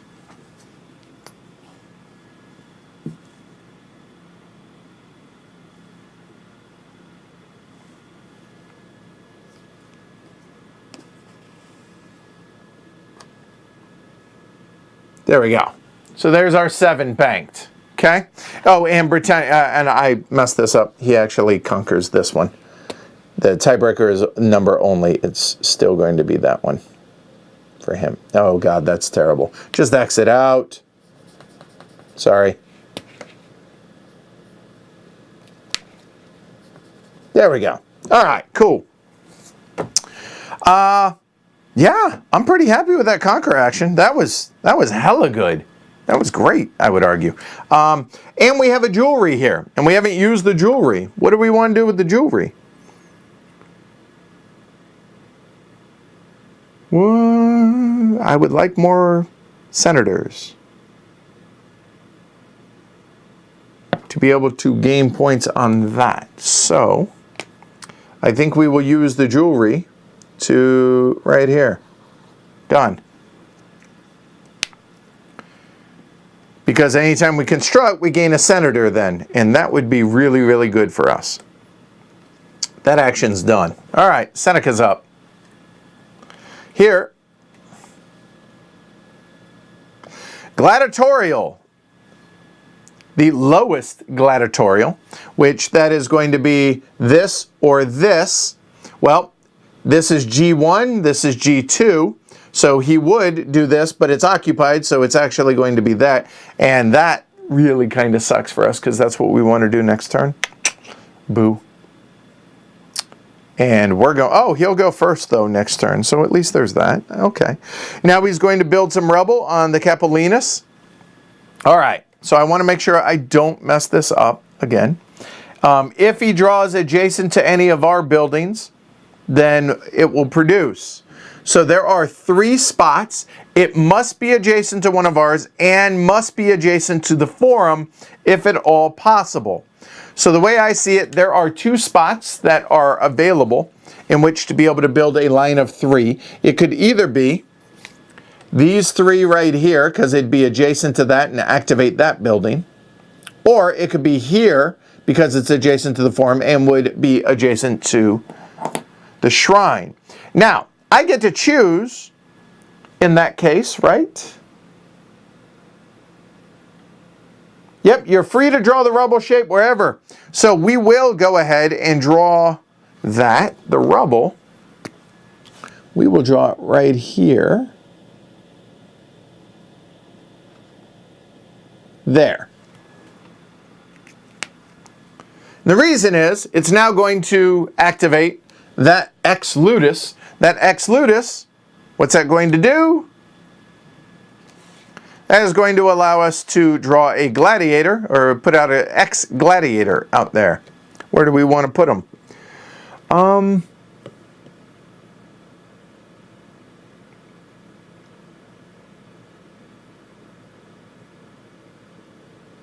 I think we take the 2 fish.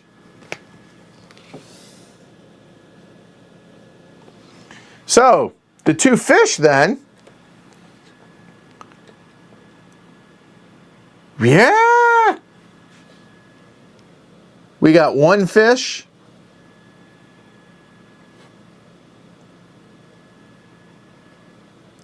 2 fish. Let's bank some points. There we go. All right. So, his bonus action. He's going to take a rest. Excellent. Done. So those go away. These will go away. The final 2. And then we will shuffle those, remember? Oh, wait a minute. We have our turn. I'm not used to taking 3 actions. I apologize. So the third action, as an action, using any die, I can gain a wood or a brick. Let's go and grab a brick. So we're going to get a brick, wood, wood. So brick, brick, wood, wood. That's awfully tasty. Done. Okay, now we're done. All right. So now he will go first, and he's going to draft first, so we will go ahead and roll that, and the gladiatorial die. All right, so the gladiatorial die, the neutral will move 2, and whenever we build, that's good for us, because we are definitely going to be doing that. So the neutral is the green one. Skip 1, 2. Okay. And then, what do we have? That was even, so it's going to be the top one, which is going to be a yellow die. As you can see, the top is going to be yellow. And 4, 5, 6, 1, so he's going to draft that one first. And now we get to draft our 2.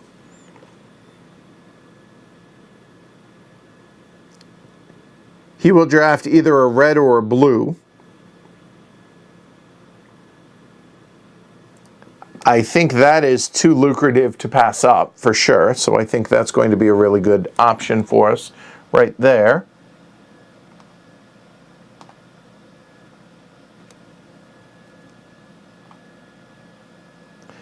And potentially build again with the architects, even if it's occupied. I like that idea. Or a ton of resources. That would give us, oh man, that's really good.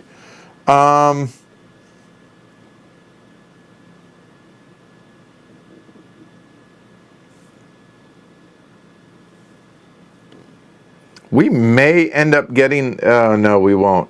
If we take either of these, he's going to take the other one. Okay. So I think we take that.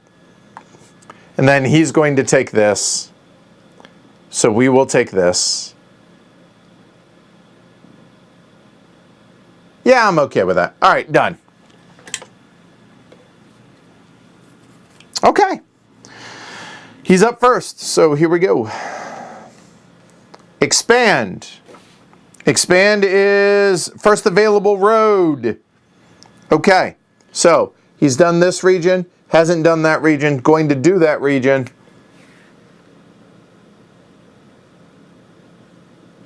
There we go, done.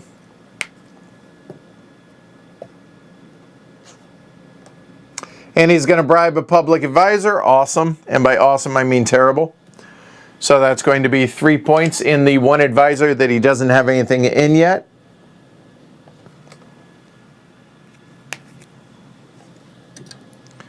I have a feeling he's going to smoke me. How?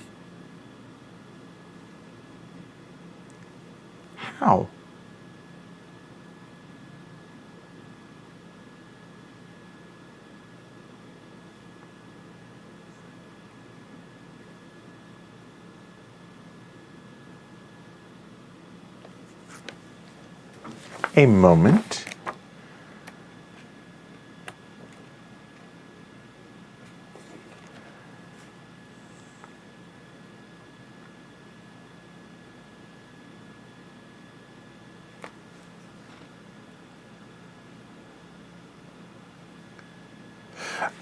Oh God, I did that totally wrong. You're right. 7. So, a moment. I didn't get that one. I forgot it's the number. So I had 7. Thank you, Nick. Whew. So that's going to be, hold on. Wrong thing.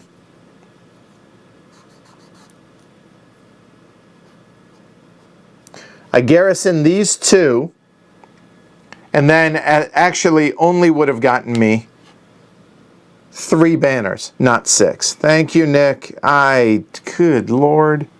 At least we caught it, which that means I haven't gotten that yet. I am halfway there. Now I need 5 legions and or auxiliaries to conquer that one, which would give me the last 3 banners. So there you go. Thank you, Nick. Good Lord. You'd think I was new at this. I'm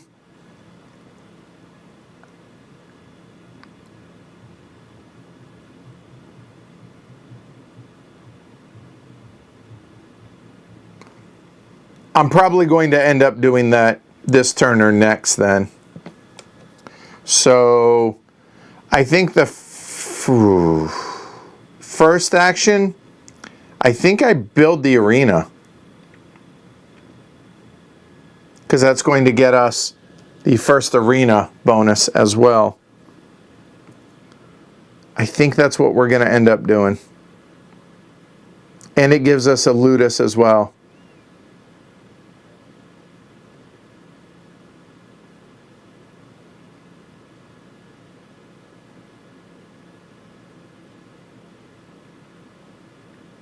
Or we could do the engineering post. Oh, I can build twice. Okay, why don't we do that? Let's go ahead and build with that one, actually. Yeah, so we're going to go ahead and construct. So we're going to construct the engineering post using the building symbol, a brick and a wood, so it's going to cost me 1 brick. Done. It can be built anywhere, obviously adjacent to where I am or on a hill.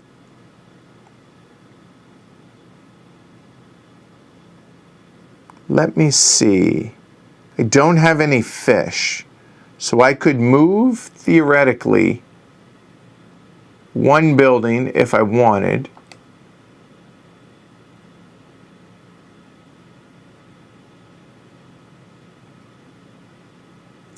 Across the bridge is adjacent, so I'll go ahead and do that and build the engineering post right here.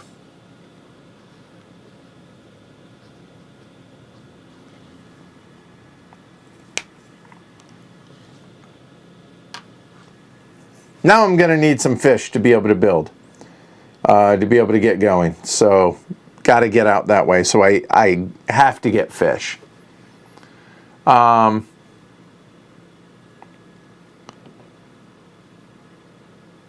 all right. So it's going to be a building built there. Nothing immediate happens with the engineering post, but it activates everything it's adjacent to, which is going to be the shrine. Now I'm paranoid that I'm doing that wrong. Hold on. Adjacency is across the bridge.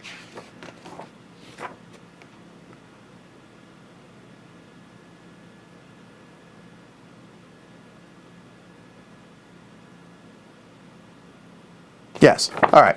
So that's going to be a training ground in the shrine. The shrine doesn't have anything for production, but the training ground does, which is going to be 1 legion. Done. And every time I construct, I gain a senator now. And done. So this is spent. His turn. construct the high number gladiatorial building, he's already there. So when that happens,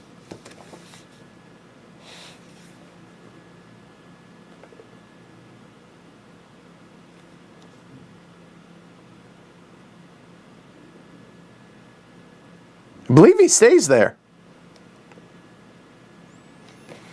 So then rubble on the Adventinus, which is going to be this hill there. He can only build this shape. He can only build 2 of them. So he will build there and there.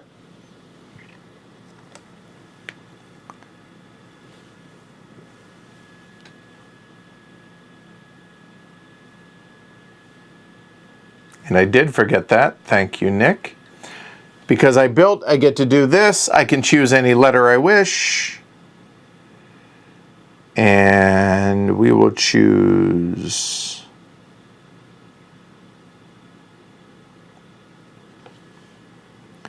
a legion with an X.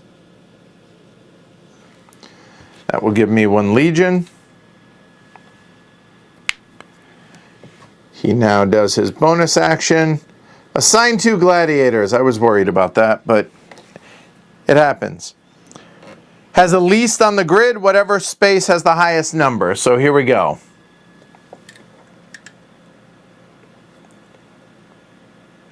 So they're tied. And then going to do the opposing school in such a way that drawing a symbol completes a line if possible. So, because they're tied, we're going to roll first. So the first one, odd is odd, or is O. So he'll draw an O first in the highest numbered possible spot. The O will go here. And then he will draw an X in a spot that will complete a line if possible. Okay? So he did so. So now that that is complete, let's go through this.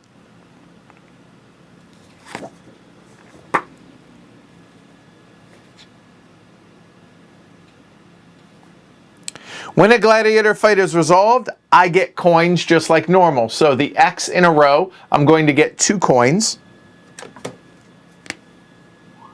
That's 5 and 6 there. And then, for Seneca, add up the points into squares in a grid in which it has the winning school. So how many X's does he have? He has 1, and that's going to be a 4-pointer, as you can see there. So Seneca is going to grab 4 points, and it's going to be an X there. Okay? And then those get erased. We start back over. And that was both of his, that was his turn there.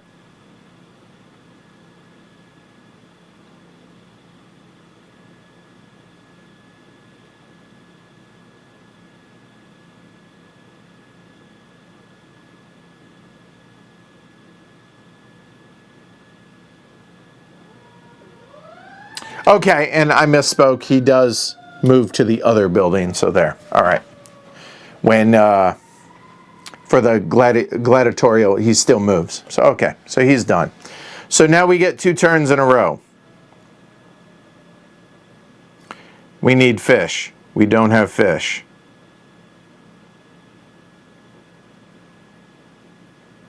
I can't build the arena where I want to build it now, so we could possibly do a trade action. That gets us coins, but that's not what we need. We need fish. Grrr, poor planning on my part. We do have, so maybe instead of building, because I'm stuck over here and I need to get that way, and I need 1 free move, which is that, or there, and then 1 free move And then one free move will get me over to there.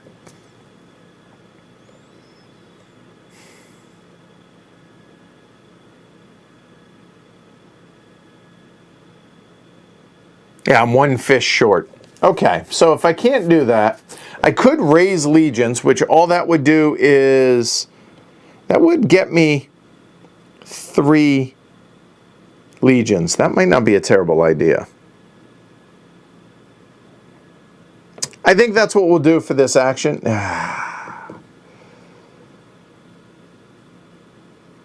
Yeah, we will. So we're going to raise legions. We have these 2 out there. So that's going to gain 1 legion there for that. And then for this one is either I could gain a stone or spend a stone and gain 2 legions. I'll do the latter. So that's going to be a total of plus 3 legions minus 1 stone. So 1, 2, 3, and minus 1 stone. Done. All right. And that die is done. We didn't construct, so we don't get to put a gladiator out there. And the rest of those are wasted. For our last one, we're going to get a wood.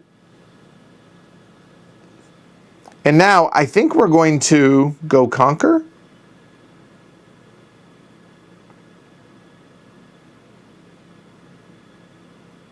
How many legions do we have available? We have 1, 2, 3, 4, 5, 6, 7, 8, 9.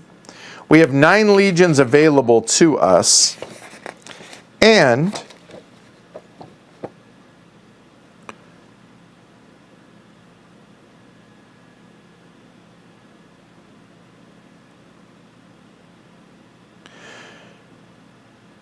iron works like militia, and we have 1 iron. So we have 1, 2, 3, 4, 5, 6, 7, 8, 9, potentially 10 in a single region.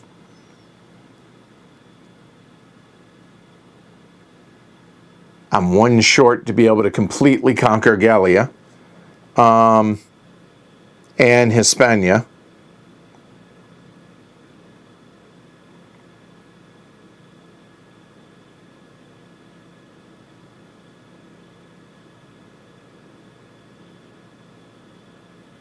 We could take care of everything but Britannia. It kind of runs a risk a little bit, but that might not be a terrible idea because then we would have 1, 2, 3 used, 1, 2, 3, 4, 5, 6, and we would only need 1 to be able to gain 5 more. That seemed, you know what? Let's do that.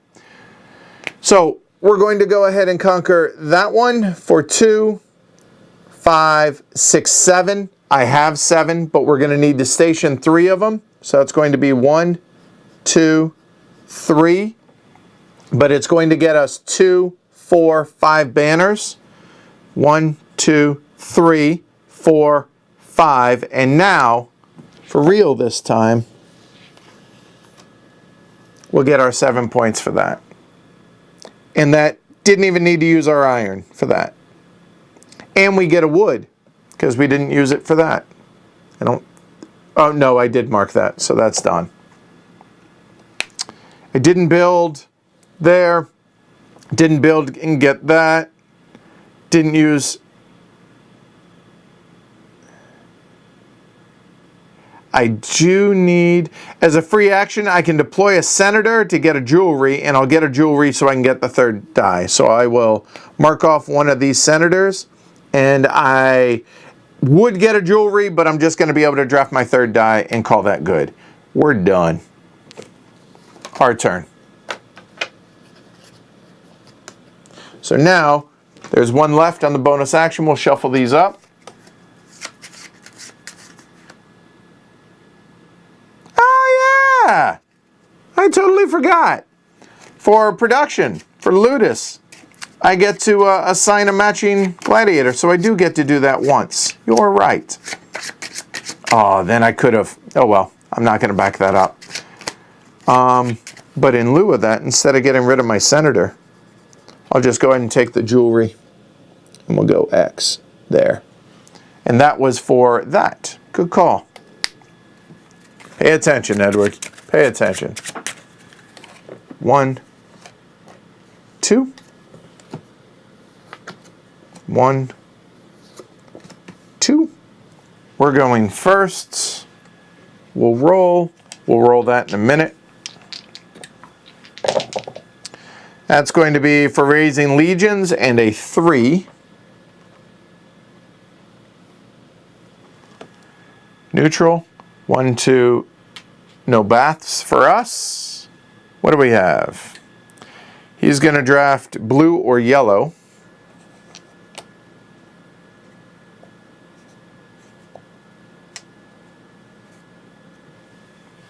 And then yellow or red. I will definitely take that one there. Now he will roll. So blue for even, yellow for odd. It's going to be the odd. And then yellow for even, red for odd. So it's going to be the red one. Never mind. He's going to draft that one. So rolling it doesn't even matter because it would, if rolled that, then it would go to that. If we rolled that, it would, so it doesn't matter. And in my case then, there. In my case, I get both of these. If I want to. For the wood, for the jewel. Yeah, I will. All right, done.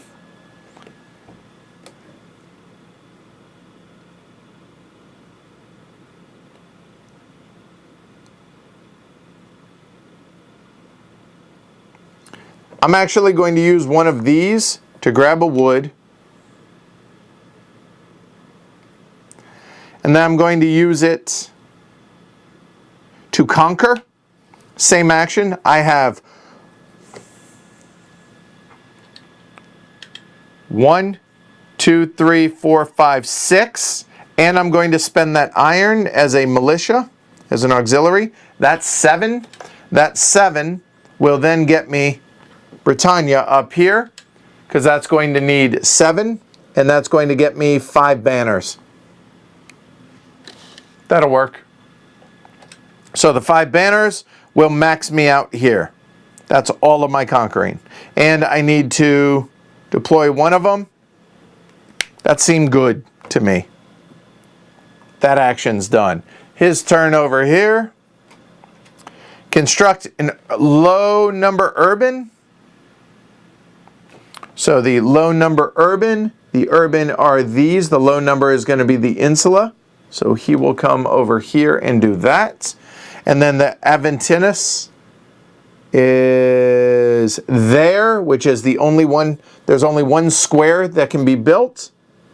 But when he builds that one, it then triggers the production of the training ground. The production of the training ground is going to be for 1 legion. So he's done with this. He's going to rest. It's our turn.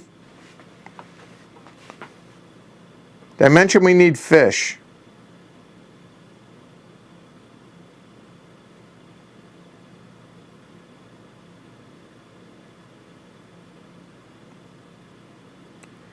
So if we raise a legion, we will be able to get 2 fish. All right, so we will take this action and we will raise legions. So we will trigger this, this, and this, because we get to choose 3 buildings. We will spend 1 stone to gain 2 legions. So 1 stone. Gain a legion, and then assign a matching legion of our choice. So that's going to be 3 legion, a gladiator, sorry. So 1, 2, 3. And a gladiator of our choice.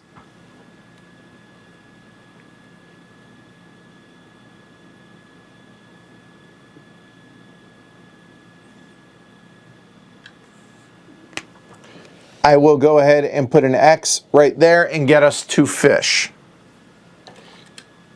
So it's going to be a fish and a fish. I have a jewelry here that I haven't used. We'll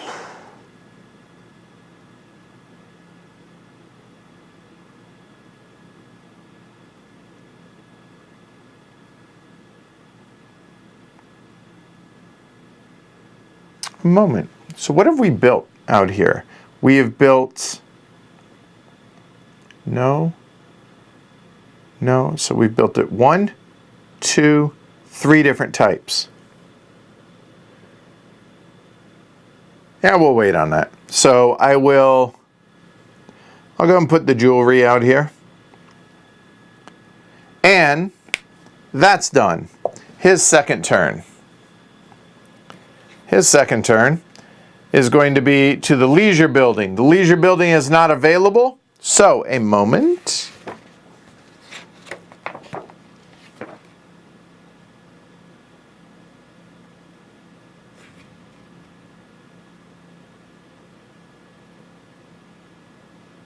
Okay, so that's because the leisure building is not available.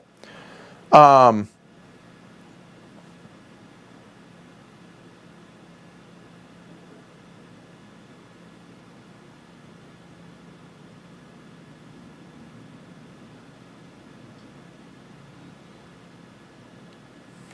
moment, hold on.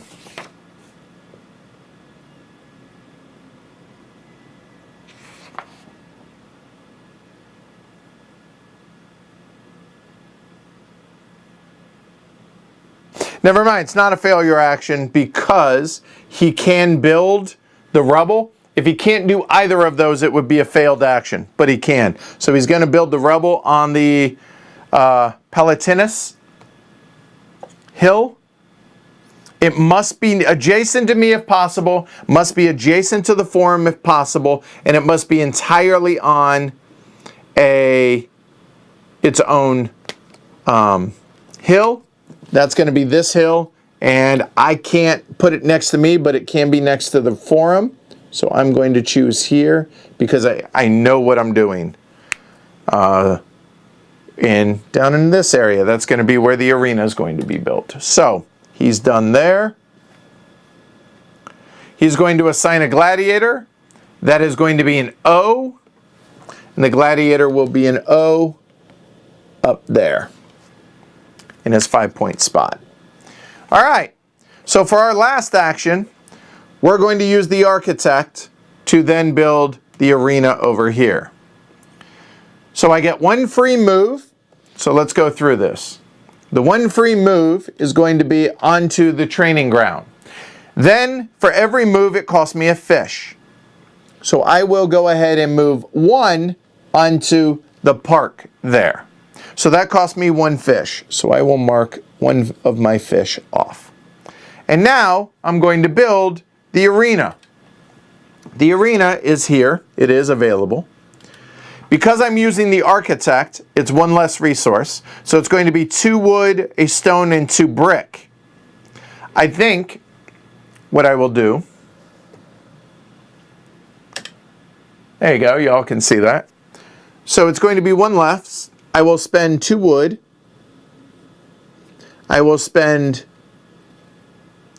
2 brick. And not spend the stone. I lied. I will spend the stone. I will keep the 1 brick. There we go. I said I will spend the stone and keep the brick, and maybe we can write the right thing yet.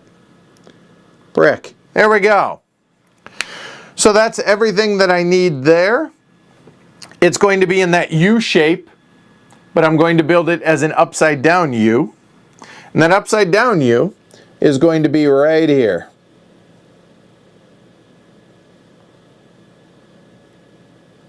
It's all on 1 hill and or marsh.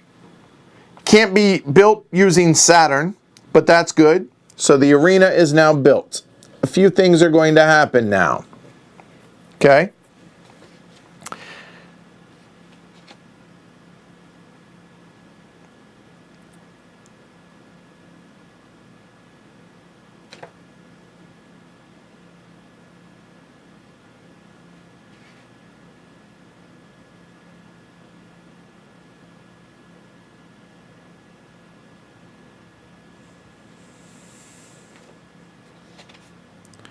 If you construct an action to place a building adjacent to an area of rubble, convert that rubble into a park, and receive a senator. Now, I only get one senator, even though I'm going to convert that to a park and that to a park. But I only get one senator. But that's okay. There. So now, all players may construct in Ludus for free. Okay. So I think, and I move onto that building, I will go ahead and construct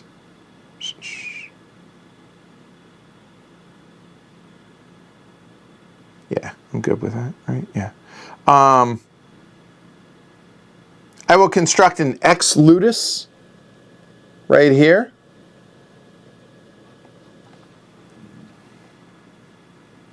And when I do that, I choose it, and then I go ahead and get one out here. I will go ahead and take 2 bricks. Oh, will I? Hold on.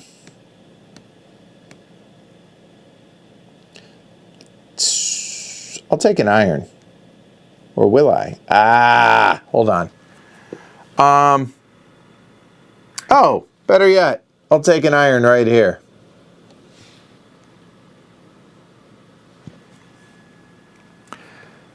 Now, he doesn't build buildings.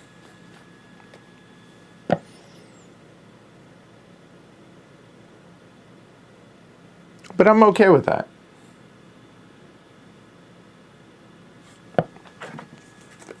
One, 2, 3, 4, 5, 6, 7, 8, 9, 10.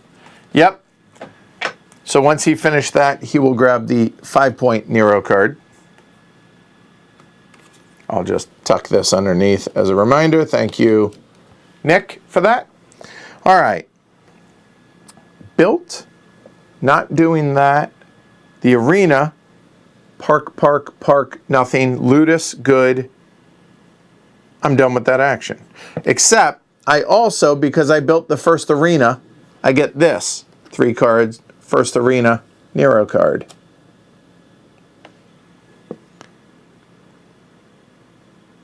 That works. And there are these 2 left now. Yeah, done. I'm good with that. It'll be his turn first.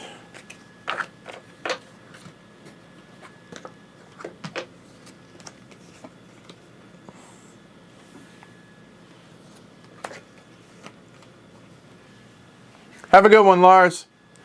And like what Jess says, late pledge is still open if you were so inclined. I'm really enjoying this. It's a little slow going for me, streaming and everything, obviously, but I'm really enjoying this. Thoroughly. All right, so first off,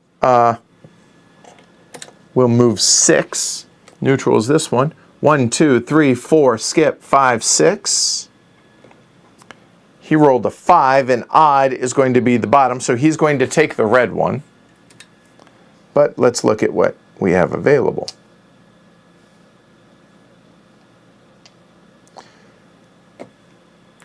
All right, so he took the red one. Now it's our turn to take 2. Those baskets, I think, are going to be really good for us, and he's going to take a blue or a yellow. We don't know which yet. So it could be. I don't need to really raise any legions at this point, because I have room for 1.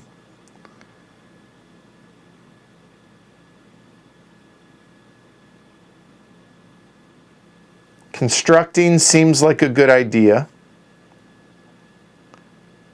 I would like some brick in a perfect world, so I think I will take these 2. All right, so now he will roll, and it will be blue, even, odd. Even, so he'll take the blue one. Now the question is, I have a jewelry. Do I want to take that for the fish, the wood, and to be able to construct something potentially? I mean, extra actions is just nice for the fish, and the fish will allow me unfortunately, to only bribe local. But yeah, I think I will. I will spend the jewelry to take that. So jewelry is gone. Okay. He's first. Here we go. All right. The High Army card. The High Army card is going to be the engineering post at A4 versus A3 for the training ground. So he's going to go there. And the V hill, Viminales, is going to be a 3. He cannot build it adjacent to the forum and not adjacent to me in any way. But it's a line of 3, so I think we'll go ahead and build it right here. Like that. Okay. So there, and his bonus is bribe a public advisor. So when he does this for the second time now, 4 points for the second one, and because he has 3, 3, 3, that'll be 4 points on the top one. Damn it. That is a ton of points right there. Stop that. Oh, good call. I did forget that. I built the arena and I built the ludus. So right there. Good call. Thank you, Nick. All right, so our turn. I like the idea of either building the bath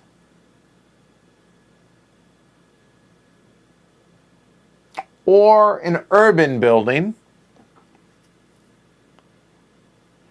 for no other reason than, I mean, it does get me another senator. The caster seems pretty good because I'm looking at this one up there. I think that's what we do. Yeah, let's do it. So I will do this here with a construct. The construct will be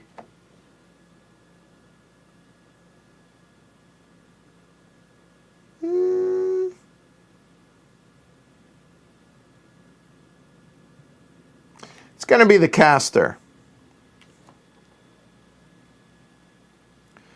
So the caster will cost us no resources because they're the resources that are on the die, so it just costs those. It's going to be in the L shape there. So the L shape is going to, I get 1 free movement. I will go ahead and move up to the, screw it, the forum. That's easy enough. And I will go ahead and build that right here. And that's going to be the caster, so CA.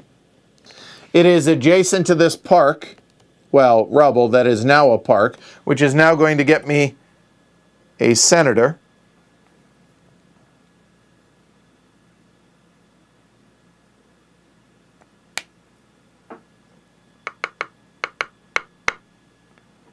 If adjacent to the arena, it will be worth 2 points. If adjacent to a manufacturing building, it will be worth 1. I failed to look at that, but that's okay. We'll just leave it there. That's fine. I lied. We're going to back that up.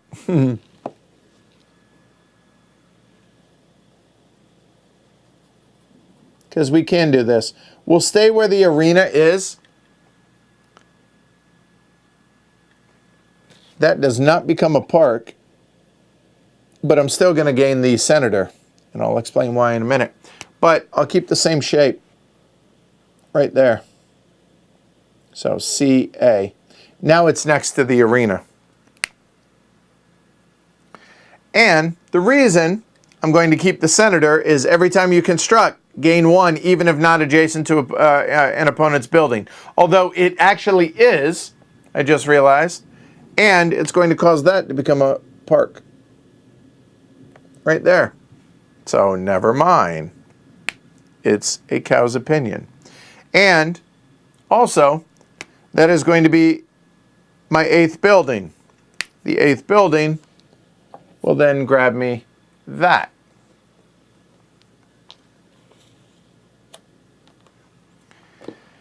Let's see. It triggers the arena, which allows me to assign a gladiator.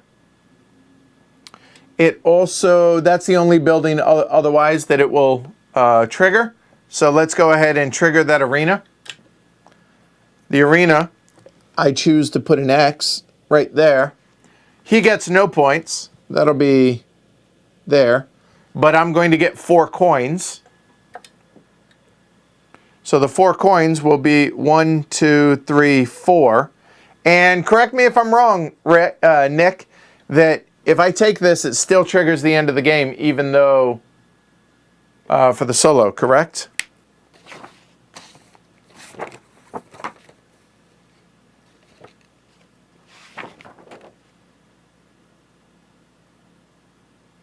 Yeah, 1 round after the last Nero card is claimed. Yes. So that's probably how this is going to go. Okay. So this is done. His second turn. He'll construct the religious building, which will go there. The Palatine Hill. The Palatine Hill, I'm looking. He cannot. He did move to the religious building, but he cannot here because, and that should have moved to the caster. Oh, he can. I take that back. He can build that right there. I misspoke. Okay, so here his bonus. Oh, and I should have erased it. 2 gladiators. So, odd or even? That is odd here. Wrong color.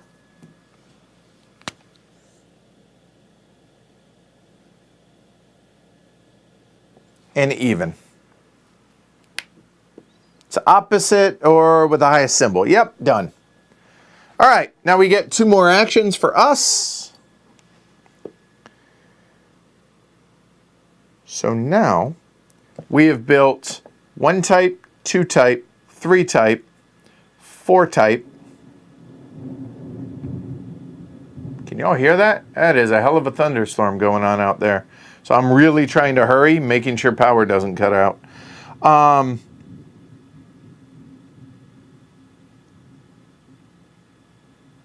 I will do this action to construct a building. That's going to be another construct, so I don't forget to do this. That is going to be, I have a wood, I'm going to get a fish. I'm going to stay where I am, so that's going to be another fish. I get a wood, that'll be that brick right there. And, oh! Yeah, it'll have to be, check that, it's wood and wood. So give me that brick back, and that'll be that wood. So it'll have to be that quarry. Must be built entirely on a hill, and a max of 1 per hill. And this is on that Turczi piece. Okay, this might be a little tricky. I have 2 fish available to me. So let's see. I'm currently in that building. It must entirely be on a hill.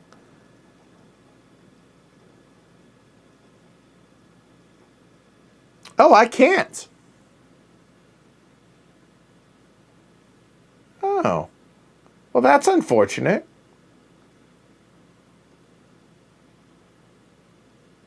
I cannot build that quarry.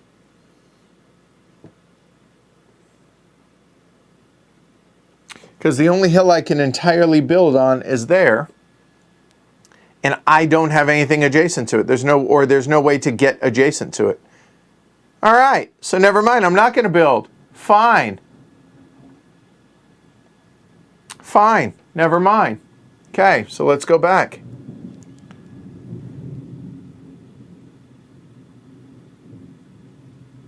So let me erase that. Okay. Well.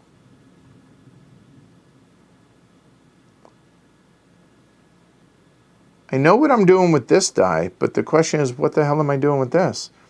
I could build something else, I guess.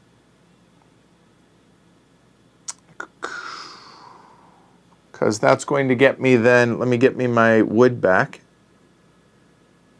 And another wood that I get from that.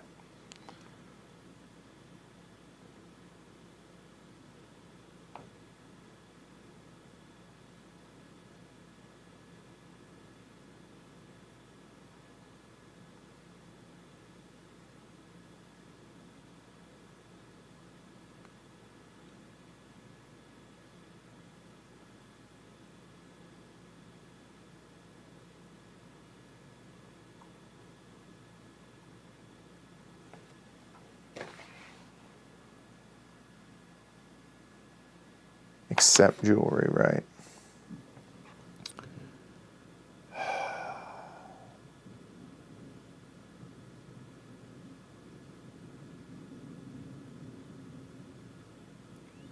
How can I get 5 coins?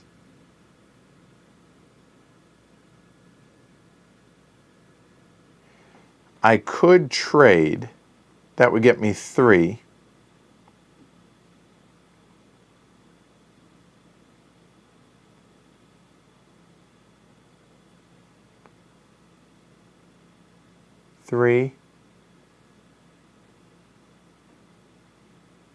I can't get it.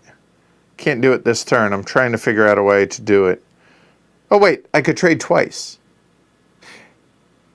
And then, yeah, there it is. I figured it out. Okay. So we are going to trade for 1 action. 3 of a matching resource.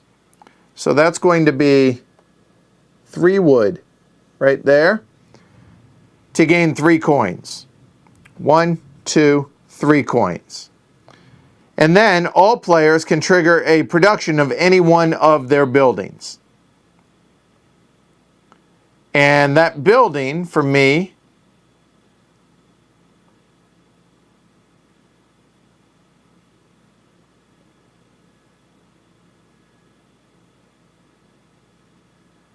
is going to be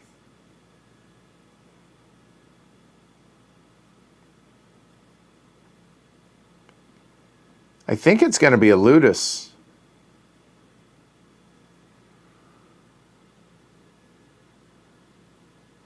Since I don't...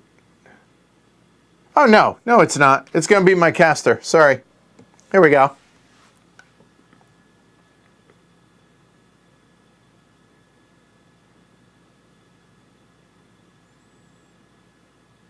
The caster is going to spend an iron to gain 2 jewelry.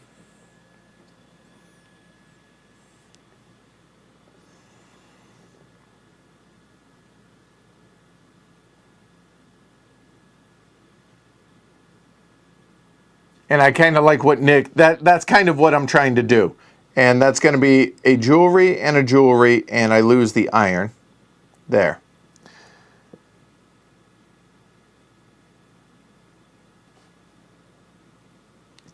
That's done.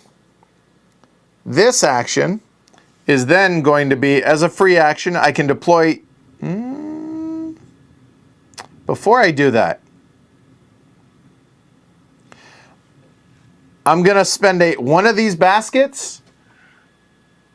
Both of those baskets. I will spend both of those baskets as iron. Turn them into iron. Because I have an urban building, a religious building, an army, and a gladiatorial. So that's going to be 4. That's going to be 8 for that.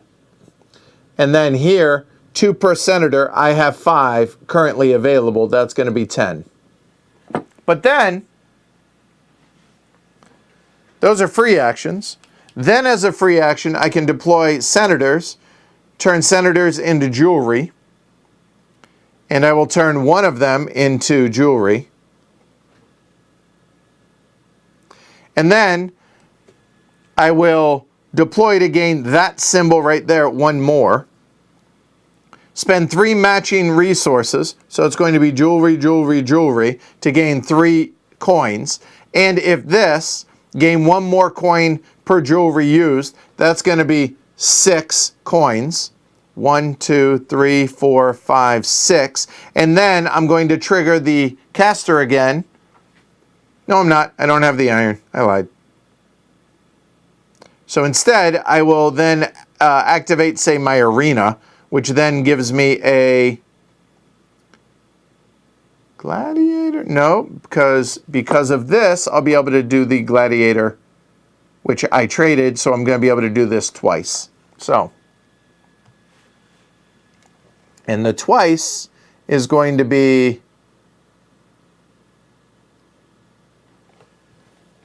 an X for iron and an X for jewelry. Done. So those 3 jewelries go away. So that's an iron and a jewelry. That was a pretty damn productive turn. And because I hit that on the coins, that.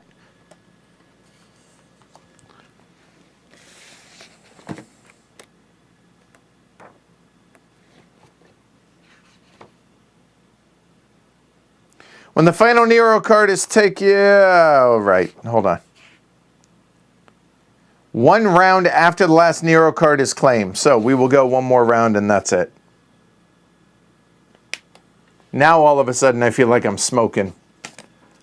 And he doesn't get any more, even though he has all the seals, there are no Nero cards to take. So there, and I go first.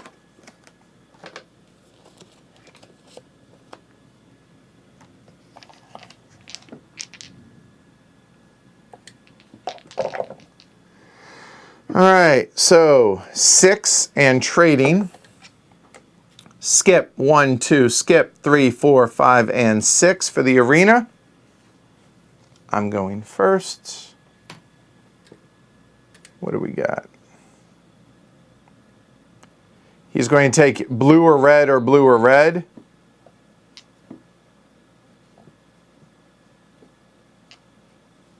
I have 2 fish. I have a jewelry and iron.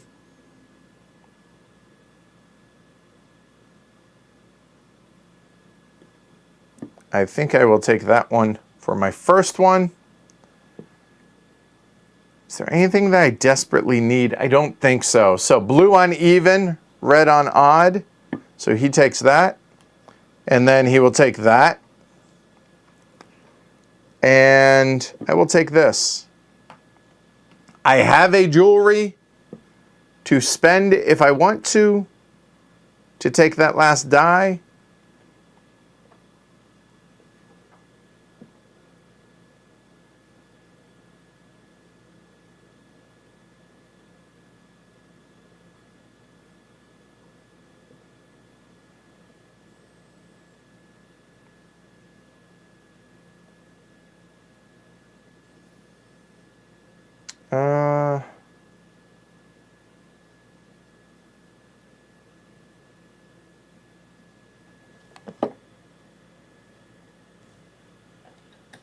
I don't think I'm gonna.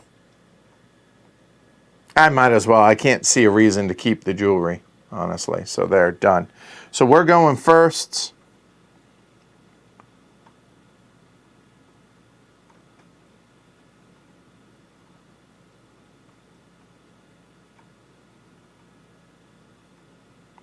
We have a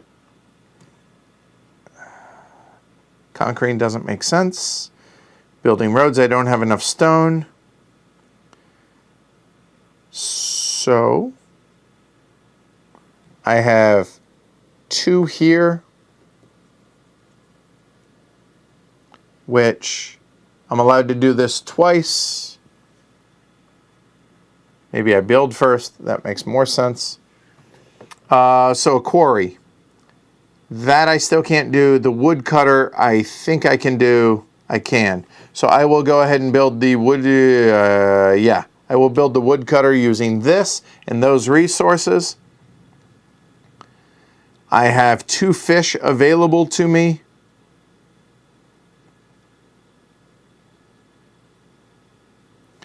I will go free move into the park and then 1 fish. No, I'll stay right there in the park. Never mind. So, nope. Use 1 fish to go to the farm. Sorry. That is going to be the Tetris shape. And the Tetris shape will be right here. Turns that into a park. Gets me a senator. That's those resources. That's going to be a woodcutter.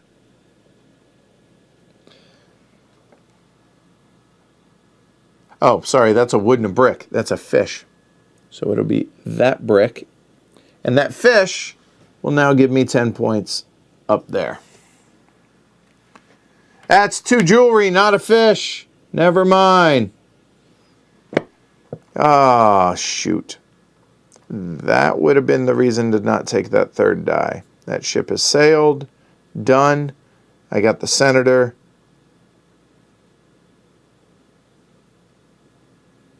So be it. Done. His action. Construct religious. He is already on there, so he can't. But rebel on the Esquilinelis. So that'll be 3. We're just going to build it. Sorry, wrong color. Right here. And done. He expands twice. And expand is the roads, right? Yep. So he has a road, so it'll go here. So 2 separate actions. He will expand here. And then he will expand here. There we go. That's done. For us,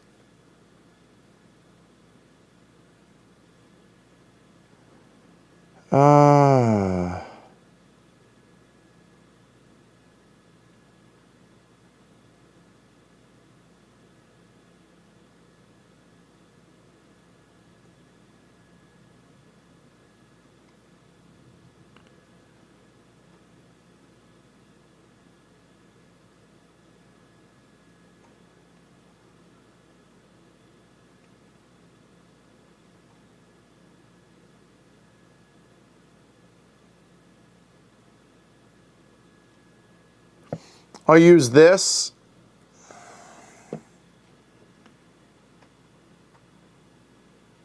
That makes sense, I think. So that will turn into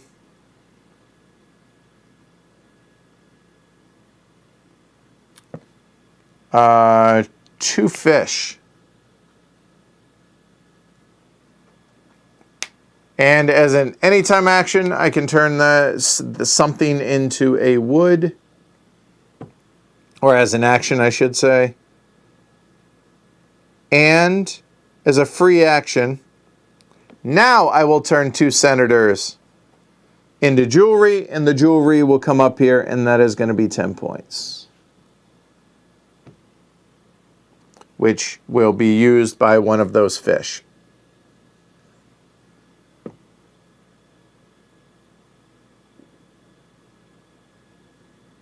That'll work. That's done. His last action, conquer and a trade. And the conquer will be, let's see, so he's conquered 1 there.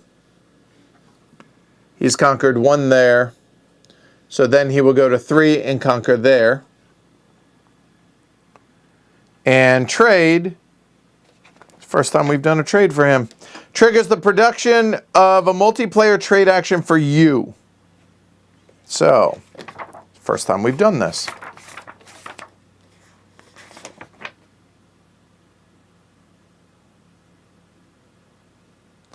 I can produce in one of my buildings, and I will spend my 1 iron, so that's a nice little benefit that he did, to turn into 2 jewelry. That's going to be per my caster. And my last action is going to be a trade action.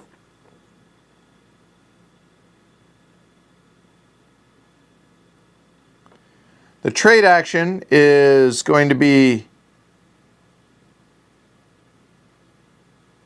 you got this right. Oh, actually, I'm not going to. Yeah, I am. Never mind. I'm going to use that scroll as the symbol. That's going to be a jewelry, and say a wood. That's going to be 3 coins plus 2 more. That maxes my coins. And because I did that, I get to do a gladiator action. Do I want to? Oh, shoot. I forgot about this. Sorry. He gets to conquer 2 more. I'll do that in a second. Getting the coins, I don't think. There. That's going to be a brick and a brick. That's going to be an X. He'll gain 4 points out of that.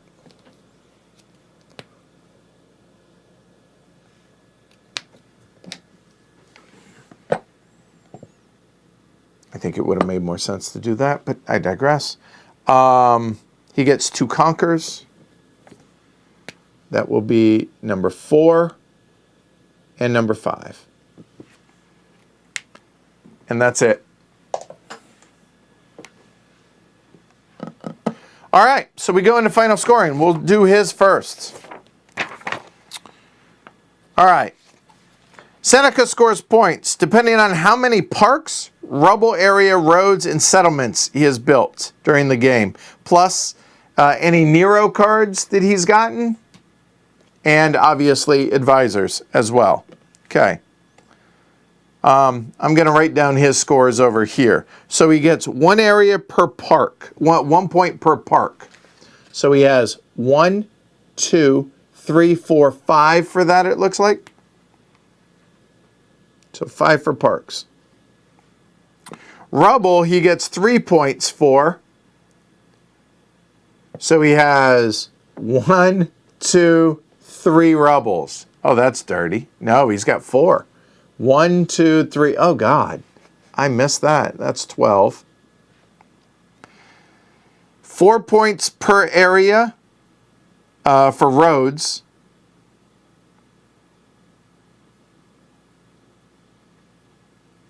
So he has 1, 2, 3, 4. That's 16 for roads. 5 per area of settlements. 1, 2, 3, 4, 5. That's 25. So that's 30, 40, 58 so far. 58 plus these. 3, 6, 9, or 3, 6, 10, 13. 71. Plus the gladiatorial is another 8. 79. And 5 is 84.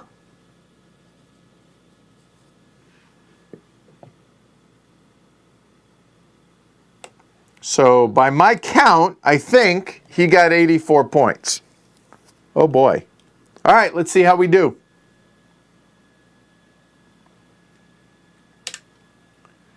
All right, our scores. The coins track, we maxed that. That's 22.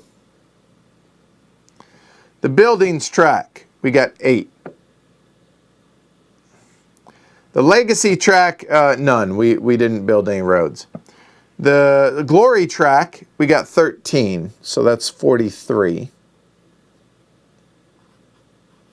Okay. From advisors, that's going to be 4 points here. 10, 28, that's going to be 32 all day. Points from all of our various buildings. Okay, so let's take a look at our buildings now. We didn't build any there. We have 3 points for 1 shrine on the Capitoline Hill, so there's 3. We have no roads. 1 per adjacent army building for the training ground. We have 1 because that's going to be, those are adjacent, so we're now at 4. Nothing, nothing, nothing. Per adjacent up here for the woodcutter, nothing. Adjacent to the arena is 2 more, so that's 3, 4, 5, 6. That's going to be 6 points there. So we'll call it 6 total for the buildings. So that's 40. Okay, maybe I did win. Nero bonus cards. That's going to be 7, 10, and 16. 1 point per 2 legions, and I believe that is for ones that are not deployed, that are not stationed. Let me double check. Garrisoned or not. So never mind. 15 round up, so that'll be 8 points. And per senator, that'll be 1 point. I'm sorry, 1 point per 2, right? Yeah, 8 and 3. All right, I think we smoked them. So what do we have? 30, 43, 75, 81, 89, 92, 98, 108. If my math is right. So we win 108 to 84, provided my math is right.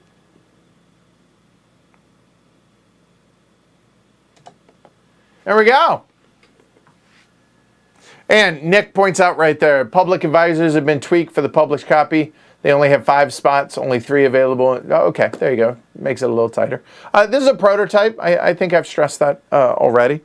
I mean, it ran a little long today, but I'm not in a rush. It's a nasty day out. I'm not going anywhere. I had fun with this. I really enjoyed this. As you can see, there are a ton of... This is not your typical just and right? Flip and right, roll and right, whatever. Yeah, this was a lot of fun. I will say that it seemed like it was getting a little easy there towards the end for racking up points. But you saw that I ran into a couple of problems with building. You need to plan that out much better than I did. And... yeah, there's a lot going on in this game and a lot to like. So well done, Nick. Well done, David. All right, yeah, I definitely enjoyed that. But yeah, there you go. If y'all have any questions, go ahead, leave them down below. I'll take a look at them as time goes by. This got mentioned earlier. It's open for late pledge still, and I didn't see when it's supposed to be delivering. I apologize.